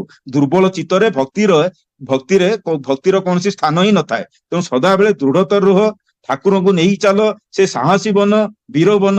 ଦେଖିବ ତମର ସବୁ ତମର ଲାଇଫଟାକୁ କେମିତି କରି ହିଁ ଚାଲିବ, କେତେ ଶୃଙ୍ଖଳିତ ଭାବରେ ହିଁ ଚାଲିବ। ଜଣେ ଭାଇ ସେନ ନିବେଦନ କରୁଛନ୍ତି ଆଚାର୍ଯ୍ୟଙ୍କ ପାଖରେ, କହୁଛନ୍ତି ଆଜ୍ଞା ମୋର ଧର୍ମପତ୍ନୀ କିଛି ଦିନ ପୂର୍ବରୁ ଆସିଥିଲେ, ଆସିକି ଆପଣଙ୍କୁ ନିବେଦନ କରିଥିଲେ କି ମୁଁ ତା ଉପରେ ହାତ ଉଠେଇଛି ବୋଲି, ଆଉ ଆପଣ ତାର ସମାଧାନ ଦେଇଥିଲେ କି ତାହା ଏଗନେଷ୍ଟରେ ଯାଇକି ମୁଗ୍ଧମା କରିଦିଅ। ଆଉ ଆଜ୍ଞା ସିଏ ମୋର ଏଗନେଷ୍ଟରେ କେସ୍ କରିଦେଇଛି, ଆଉ କେସ୍ କରିଦେଇକି ତା ବାପ ଘରକୁ ଚାଲି ଯାଇଛି। ଆଜ୍ଞା ମୁଁ କଣ କରିବି? ଆପଣ ଦେଖନ୍ତୁ କୋଉ ଭଳିଆ ଲୋକ କୋଉ ଟାଇପର ଆସିକି ନିବେଦନ କରୁଛନ୍ତି। କହୁଛନ୍ତି ମୁଁ ସେ ଆଚାର୍ଯ୍ୟ କହୁଛନ୍ତି ତମେ ସତରେ କଣ ତା ଉପରେ ହାତ ଉଠେଇଥିଲ? ସେ ବ୍ୟକ୍ତି କହୁଛନ୍ତି ଆଜ୍ଞା ହଁ। ସେ ଆଚାର୍ଯ୍ୟ କହୁଛନ୍ତି ତାହେଲେ ତ ଠିକ କରିଛି, ସେ ତ ବିଲକୁଲ ହିଁ ଠିକ କରିଛି। ତମେ କେତେ ଧୂର୍ତ୍ତ, ଯିଏ ଜୀବନରେ ସବୁ କିଛି ଛାଡି ଦେଇ ତମ ପାଖରେ ଆସିକି ରହିଲେ ତମେ ତା ଉପରେ ହିଁ ହାତ ଉଠେଇଲ? ସେ ବ୍ୟକ୍ତି କହୁଛନ୍ତି ଆଜ୍ଞା ସେ କଥାରେ ମିଛ ହିଁ କହୁଛନ୍ତି, ସେଇଥିପାଇଁ ମୁଁ ମୋ ରାଗଟାକୁ ସମ୍ଭାଳି ପାରିଲୁନି, ହାତ ଉଠେଇ ଦଉଛି। ସେ ଆଚାର୍ଯ୍ୟ କହିଲେ କଣ ତମେ ଭଗବାନ ହେଇଗଲ? ତମର ସମସ୍ୟାଟା ଏୟା ନୁହଁ କି ସେ ଝୁଟ କହୁଛି, ତମର ସମସ୍ୟାଟା ଏୟା, ତମେ ଭାବ ତମର ସବୁ ଅନୁସାରେ ସେ ଚାଲୁ, ତମ ଅନୁସାରେ ଖାଇନା ପିନା ସବୁ କିଛି ତମକୁ ସବୁ ସମୟରେ ମିଳିଯାଉ, ସେଇ ଅନୁସାରେ ଚାଲୁ, ସେ ତମର ଅନୁସାରେ ଚାଲୁ, ସେଇଟା ହିଁ ହଉଛି ତମର ସମସ୍ୟା। ସେ ଝୁଟ କହୁଛି ସେଇଟା ସମସ୍ୟା ନୁହଁ। ନା ଆଜ୍ଞା କଣ ସମାଧାନ କରିବି? ଯାଅ ତମେ ବର୍ତ୍ତମାନ ତାକୁ ଯାଅ, ତାଙ୍କୁ କୁହ ଚାଲ ପୁଣି ଘର ସଂସାର କରିବା, ଏଇଠୁ ଚାଲ। ସେ ଯାଇକି ନିବେଦନ ହୁଏତ କରିଛନ୍ତି ତାଙ୍କର ଧର୍ମପତ୍ନୀ ପାଖରେ। କିଛି ଦିନ ପରେ ସେ ପତି ପତ୍ନୀ ଆସୁଛନ୍ତି, ଆସିକି ପ୍ରଣାମ କରୁଛନ୍ତି ଆଚାର୍ଯ୍ୟଙ୍କୁ, ଆଉ ବହୁତ ଖୁସିରେ କହୁଛନ୍ତି ଆମର ବର୍ତ୍ତମାନ ଆଉ କିଛି କୌଣସି ନାହିଁ, ଆମର କାହା ପ୍ରତି କାହାର ଆଉ କିଛି କମ୍ପ୍ଲେନ ନାହିଁ, ଆମେ ବର୍ତ୍ତମାନ ବହୁତ ଆନନ୍ଦରେ ହିଁ ଅଛୁ। ତେଣୁ ଠାକୁରଙ୍କୁ ଭଲ ପାଇ ଚାଲିଲେ ଆମର ଏଇ ସବୁ ଜିନିଷ ଗୁଡାକ ପ୍ରଲମ ଆସିଯାଏ ଯେତେବେଳେ ଠାକୁରଙ୍କଠୁ ଆମେ ବିଚ୍ୟୁତ ହେଇଯାଉ। ଠାକୁରଙ୍କୁ ଯଦି ଭଲ ପାଇ ଚାଲିବା ତାହେଲେ ସବୁ ସମସ୍ୟାର ସମାଧାନ ହବ। ଆଉ ଏଇଭଳି ଅନୁଭବ ଆସିବ ଯୋଉଟା କି ମଣିଷ କଳ୍ପନା ବି କରି ହୁଏ ନା। କଳ୍ପନାର ବାହାରେ ଯେତେବେଳେ ଆମେ ବେଳେ ବେଳେ ଗୋଟେ ଅନୁଭବ ହୁଏ। ଆମେ ବର୍ତ୍ତମାନ ଗୋଟେ ଛୋଟ ଅନୁଭବ କହିକି ସମାପ୍ତ କରିବା ଟାଇମ ହେଇଯାଇଥିଲାଣି। ବର୍ତ୍ତମାନ ଆପଣ ଶୁଣିଥିବେ ଟିଭି ନ୍ୟୁଜରେ କାଲି 2 ଦିନ ତଳେ ହିମାଚଳ ପ୍ରଦେଶର ଘଟଣା କଣ, କୋଉ ଭଳିଆ କୁଲୁ ଡିଷ୍ଟ୍ରିକ୍ଟରେ କୋଉ ଭଳିଆ ଭୟଙ୍କର ପରିସ୍ଥିତି, କୁଲୁ ହଉ, ମଣ୍ଡି ହଉ, ରାମପୁର, ମାନେ କୋଉ ଭଳିଆ ପରିସ୍ଥିତି ହିମାଚଳ ପ୍ରଦେଶ ବର୍ତ୍ତମାନ ଆପଣ ଜାଣିଥିବେ। କାହାର ହୁଏତ 5 ମହଲା ବିଲ୍ଡିଂ ବି ଚାଲିଗଲାଣି, କୋଉ ଗାଡି ବି ନଦୀରେ ଚାଲିଗଲାଣି ସେମିତି। ଆଉ ଆପଣ ମାନେ ଜାଣିଛନ୍ତି ଆମର ଏଟା ହାଇଡ୍ରୋ ପାୱାର ଜେନେରେସନ, ଆମର ଡ୍ୟାମ ବନେଇ ଡ୍ୟାମରେ ପାଣି ଷ୍ଟୋର କରି ଆମର ଏଟା ଜେନେରେସନ କରାଯାଏ, ବିଜଲି ଉତ୍ପାଦନ ହୁଏ ହାଇଡ୍ରୋ ପାୱାର। କାଲି ରାତି 1:30ଟାରୁ ମୋ ପାଖକୁ କଣ୍ଟିନ୍ୟୁଅସ ଫୋନ, ଏମିତି ଯାହାବି ପ୍ରୋବ୍ଲେମ କି ପାଣି ବଢି ଚାଲୁଛି, ମୁଁ କହିଲି ନାଇଁ କିଛି ନାହିଁ ଠିକ ଅଛି ତମେ ରୁହ। 4ଟା 4:30 ବେଳକୁ ଫୋନ ଆସୁଛି, 4:30 5ଟା ବେଳକୁ ଫୋନ ଆସୁଛି କି ସାର୍ ବର୍ତ୍ତମାନ ସିଚୁଏସନ ବହୁତ କ୍ରିଟିକାଲ। ମୁଁ କହିଲି କଣ ନା ବର୍ତ୍ତମାନ ଡ୍ୟାମରେ ପାଣି ବଢି ଚାଲିଲାଣି, ଆଉ ବର୍ତ୍ତମାନ ଗେଟରେ ଟିକେ ପ୍ରୋବ୍ଲେମ ହଉଛି, ଗେଟ ଟା କାହିଁ ଉଠୁନି। ଆଉ ବର୍ତ୍ତମାନ ଆମର ଏଟା ହଉଛି ରକଫିଲ୍ ଡ୍ୟାମ, ଆଉ ରକଫିଲ୍ ଡ୍ୟାମ ଉପରେ ଯଦି ଟ୍ରପଲ ହେଇଯିବ ପାଣି, ଡ୍ୟାମ ବନ୍ଧ ବି ଭାଙ୍ଗିଯିବ, ସେ ତଳେ ବି ଯୋଉମାନେ ଲୋକ ବି ଥିବେ ସବୁ ଚାଲିଯିବେ। ବୋଲେ କିଛି ନାହିଁ ତମେ ପେସେନ୍ସ ରଖ, ଚେଷ୍ଟା କରି ଚାଲ, ଠାକୁରଙ୍କ ପାଖରେ ମୁଁ ବସିଥାଏ, ଇଷ୍ଟଭୂତି କରିବି, ତାପରେ ଲଗାତାର 4 ଜଣଙ୍କର ସାର୍ ଆଉ କଣ୍ଟ୍ରୋଲ ହଉନି ସାର୍, ବର୍ତ୍ତମାନ ସବୁ ଗଲା, ସବୁ ସରିଗଲା, ଡ୍ୟାମ ହିଁ ବର୍ତ୍ତମାନ ଚାଲିଯିବ, ବର୍ତ୍ତମାନ କଣ କରିବା ନା, ମୁଁ କିଛି ନାହିଁ, ତମେ ପେସେନ୍ସ ରଖ, କେବଳ ପେସେନ୍ସ ରହି ତମେ ଚେଷ୍ଟା କରି କରି ଚାଲ। ଏଇ ସଲ୍ୟୁସନ ତାଙ୍କୁ ଦିଆଗଲା, ଅଲ୍ଟରନେଟିଭ ସଲ୍ୟୁସନ, କହିଲେ ତମେ ଏହା ହିଁ ଚେଷ୍ଟା କରି କରି ଚାଲ, କାହିଁକି ଏଇଠି ତ 15 କିଲୋମିଟର ଦୂରରେ ଡ୍ୟାମ, ତମେ ଚେଷ୍ଟା କରି କରି ଚାଲ, ତମେ ବିବ୍ରତ ହୁଅ ନା। ସେ 4 ଜଣ ଯୋଉ ଅଫିସର ଆମର ଥିଲେ, ମୁଁ ସମସ୍ତଙ୍କୁ ସେଇ କଥା କହିଲି, ତମେ ପେସେନ୍ସ ରଖ, କେବଳ ପେସେନ୍ସ ରଖ, ଆଉ ତମେ ହବ, ଏଇ କାମ ନିହାତି ତମେ ସକ୍ସେସ ହବ। ସେମାନେ କିନ୍ତୁ ପୁରା ବିବ୍ରତ ନେଇ, କାହିଁକି ନା ଯଦି ଡ୍ୟାମ ଟପଲ ହେଇଗଲା ସେମାନେ ବି ଚାଲିଯିବେ, ତଳେ ବି ବନ୍ଧ ବି ଭାଙ୍ଗିଯିବ, ସେ ବହୁତ କିଛି ଡିଟେଲ୍ସ ଆଲୋଚନା କରିହବନି, ଟେକ୍ନିକାଲ ଜିନିଷ। ଠାକୁରଙ୍କ ପାଖରେ ମୁଁ ବସିଲି, ଠାକୁରଙ୍କ ଉପରେ ବସି ଟିକେ ନାମ ଧ୍ୟାନ କରି ଠାକୁରଙ୍କ ପାଖରେ ଟିକେ ପ୍ରଣାମ ରଖିଲି। ମୁଁ ସଦାବେଳେ ଠାକୁରଙ୍କ ପାଖରେ ମୁଁ ସବୁ ଜିନିଷଟାକୁ ସେୟାର କରେ, କୌଣସି ଜିନିଷ ତାଙ୍କଠୁ ମାଗେ ନା, ସଦାବେଳେ କେବଳ ସେୟାର କରେ। ଠାକୁର ସିଚୁଏସନ ଏମିତି, ଆଉ ବର୍ତ୍ତମାନ ବହୁତ କ୍ରିଟିକାଲ ସିଚୁଏସନ ଯାହା ବର୍ତ୍ତମାନ ଅଛି, ଆଉ ଯାହା ଆପଣଙ୍କର ମଙ୍ଗଳ ଇଚ୍ଛା ସେ ହିଁ ପୂରଣ କରନ୍ତୁ। ଠାକୁରଙ୍କ ପାଖରେ ବସି ନାମ ଧ୍ୟାନ କରି ଟିକେ ପ୍ରଣାମ ରଖି ପ୍ରେୟାର ଟାଇମ ବି ହେଇଗଲା, ସେତେବେଳେ ପ୍ରେୟାର ଟାଇମରେ ବି କୌଣସି ବିଚଳିତ ନ ହୋଇ ମୁଁ ଶଙ୍ଖ ବଜେଇ ପ୍ରେୟାର କଲି। ପ୍ରେୟାର କରିସାରିଲା ପରେ, ଯେତେବେଳେ ପ୍ରେୟାର କରିସାରିଲା ପରେ ମୁଁ ଯେତେବେଳେ ତାପରେ ଫୋନ କଲି ଆମ ଅଫିସର ମାନଙ୍କୁ, କହିଲି ସାର୍ ବର୍ତ୍ତମାନ ପୁରା କଣ୍ଟ୍ରୋଲ, ସେ ଖୋଲିଗଲା, ବର୍ତ୍ତମାନ ଲେଭେଲ ଡାଉନ, ବର୍ତ୍ତମାନ ମାନେ ଏମିତି ମାନେ ବହୁତ ଖୁସିରେ ଅଛୁ, ଆଉ କିଛି ବି ପ୍ରୋବ୍ଲେମ ନାହିଁ। ଯେତେବେଳେ ମୁଁ ତାପରେ ଡ୍ୟାମ ଗଲି, ସେମାନେ କହୁଥିଲେ, କହିଲେ ସାର୍ ଆଜି ତ ପୁରା ହିଁ ସବୁ ଚାଲି ଯାଇଥାନ୍ତା, ମୁଁ ତାଙ୍କୁ ତ କିଛି କହିଲିନି, କିନ୍ତୁ ସେଇ ମୁଁ ଅନୁଭବ କଲି ପରମ ପିତାଙ୍କ ପାଖରେ ନିଃସ୍ୱାର୍ଥପର ଭାବରେ ଯଦି ପ୍ରାର୍ଥନା କରାଯାଏ, ତାଙ୍କୁ ଯଦି ସବୁ ଜିନିଷଟାକୁ ଜଣେଇ ଦିଆଯାଏ, ତାଙ୍କ ପ୍ରତି ଯଦି ସେଇ ଭଲ ପାଇବାଟା ଥାଏ, ହୁଏତ କେତେ ବଡ ଜଟିଳ ସମସ୍ୟାର ସମାଧାନ ସେ କରିଦିଅନ୍ତି, ସେଟା କିଛି କହିହବନି ଆଜ୍ଞା। ଏତେ ବଡ ସିଚୁଏସନ ଥିଲା, ଆପଣ ମାନେ ହୁଏତ ଇମାଜିନ କରିପାରୁନଥିବେ, ଯୋଉମାନେ ଟିକେ ଅଛନ୍ତି ଟେକ୍ନିକାଲି ଏଇଠି ହାଇଡ୍ରୋ ପାୱାର ଜେନେରେସନ ବିଷୟରେ ଜାଣିଛନ୍ତି, ଆଉ ଯୋଉମାନେ ଯୋଉଙ୍କର ଯୋଉ ଡ୍ୟାମ ର କନଷ୍ଟ୍ରକ୍ସନ ବିଷୟରେ ଯୋଉମାନଙ୍କର ଟିକେ ଆଇଡିଆ ଅଛି, ସେମାନେ ଜାଣିପାରୁଥିବେ ଗୋଟେ ରକ୍ ଫିଲ୍ ଡ୍ୟାମ ଉପରେ ଯଦି ପାଣି ଆସିଯିବ, ସେ ରକ୍ ଫିଲ୍ ଡ୍ୟାମ ରହିବନି, ସେ ବନ୍ଧଟା ଯଦି ଭାଙ୍ଗିଯିବ, ଡାଉନ ଷ୍ଟ୍ରିମରେ ହଜାର ହଜାର ଲୋକ ଅଛନ୍ତି, କେତେ ଯେ ଲୋକ ହିଁ ଚାଲିଯିବ, କେତେ ଯେ ସମସ୍ୟା ହବ, ତାର କିଛି କଳ୍ପନା ବି କରିହବନି। ମୁଁ ହିଁ କେବଳ ଅନୁଭବ କଲି କାଲି ସେଇ ପରମ ପିତାଙ୍କ ଦୟାରୁ ହିଁ ସେ ଡ୍ୟାମ ବି କାଲି ରହିଲା। ତେଣୁ ଆଉ କହିବାର ହିଁ ବେଶୀ କିଛି ନାହିଁ। ପୂର୍ବ ବର୍ଷ ବି ଗୋଟେ ଅନୁଭବ କହିଥିଲି ପାୱାର ହାଉସ ର ସିଚୁଏସନକୁ ନେଇକି, ଏଇଭଳିଆ ସେମ ସିଚୁଏସନ, ଆଠୁ ହୁଏତ କ୍ରିଟିକାଲ ନଥିଲା ସେ ସେତେ, କିନ୍ତୁ ପାୱାର ହାଉସ ର ବି ଫ୍ଲଡିଂ ସେ ଠିକ ଠାକୁରଙ୍କ ପାଖରେ ପ୍ରଣାମ କଲା ପରେ, ନିବେଦନ ପରେ ସମସ୍ୟାର ସମାଧାନ ହୁଏତ ହେଇଯାଇଥିଲା। ତାକୁ ଯୋଉ ଅନୁସାରେ ସମାଧାନ କରିବାର ଅଛି, ସେଇଟା ବୁଦ୍ଧି ତାକୁ ସିଏ ହିଁ କେବଳ ଯୋଗେଇ ଦିଅନ୍ତି। ତେଣୁ ଆମର ଯଦି ସେଇ ବିଶ୍ୱାସଟା ରହିବ ଠାକୁରଙ୍କ ପ୍ରତି, ସେଇ ଭରସାଟା ଯଦି ରହିବ, ପ୍ରତ୍ୟେକ କ୍ଷେତ୍ରରେ ସେଇ ନିଃସ୍ୱାର୍ଥପର ଭାବଟା ଯଦି ରହିବ, ପ୍ରଭୁ ଆପଣ ହିଁ ଠିକ ଥାନ୍ତୁ, ଆପଣ ହିଁ ସୁଖରେ ରହନ୍ତୁ, ଆପଣ ବି ଶାନ୍ତିରେ ରହନ୍ତୁ, ଆପଣ ହିଁ ମୋ ପାଖରେ ହିଁ ସଦା ହିଁ ରୁହନ୍ତୁ ପ୍ରଭୁ, ମୋର ଆଉ କୌଣସି ଆବଶ୍ୟକତା ନାହିଁ। ମୋର ଜୀବନରେ ଆପଣଙ୍କୁ ହିଁ ମୁଁ ପାଇଛି, ଆପଣଙ୍କୁ ପାଇଲା ପରେ ଆଉ ଜୀବନରେ କୌଣସି ଜିନିଷର ମୋର କୌଣସି ଆବଶ୍ୟକତା ନାହିଁ। ଏଇ ଜିନିଷଟା ଯେତେବେଳେ ମୁଁ ଭାବି ଭାବି ଚାଲିବି, ଦେଖିବେ ଠାକୁରଙ୍କୁ କେମିତି ଅନୁଭବ କରିବେ, ଆଉ ସାକ୍ଷାତ ଲାଗିବ ଠାକୁର ଆପଣ ପାଖରେ ଚାଲିଛନ୍ତି, ଆପଣ ସାଙ୍ଗରେ ଖାଉଛନ୍ତି, ବୁଲୁଛନ୍ତି, ଆପଣ ସାଙ୍ଗରେ ହସୁଛନ୍ତି, ଖେଳୁଛନ୍ତି। ସେଇଭଳିଆ ଯେତେବେଳେ ଭାବନା ମୋର ପ୍ରତି ମୁହୂର୍ତ୍ତରେ ଆସିବ, ସେ ମୁଁ ଦରିଦ୍ର ହୁଏ, ମୋ ପାଖରେ କିଛି ଥାଏ ନଥାଏ, ମୋର ଆଉ କଣ ବା ଭାବିବା ଦରକାର। ଯାହାଙ୍କୁ ଜୀବନରେ ପାଇଲା ପରେ ଆଉ କୌଣସି ପାଇବାଟା ହିଁ ରହେ ନା, ତାହେଲେ ମୁଁ ସବୁ ପାଇଗଲି, ତାହେଲେ ଆମର ଚିନ୍ତା କରିବାର କଣ ଅଛି। ତେଣୁ ଆସନ୍ତୁ ଆମେ ଠାକୁରଙ୍କ କାମରେ ହିଁ ଲାଗିଯିବା, ତାଙ୍କ ଉପରେ ବିଶ୍ୱାସ କରି ଚାଲିବା। ଆଚାର୍ଯ୍ୟ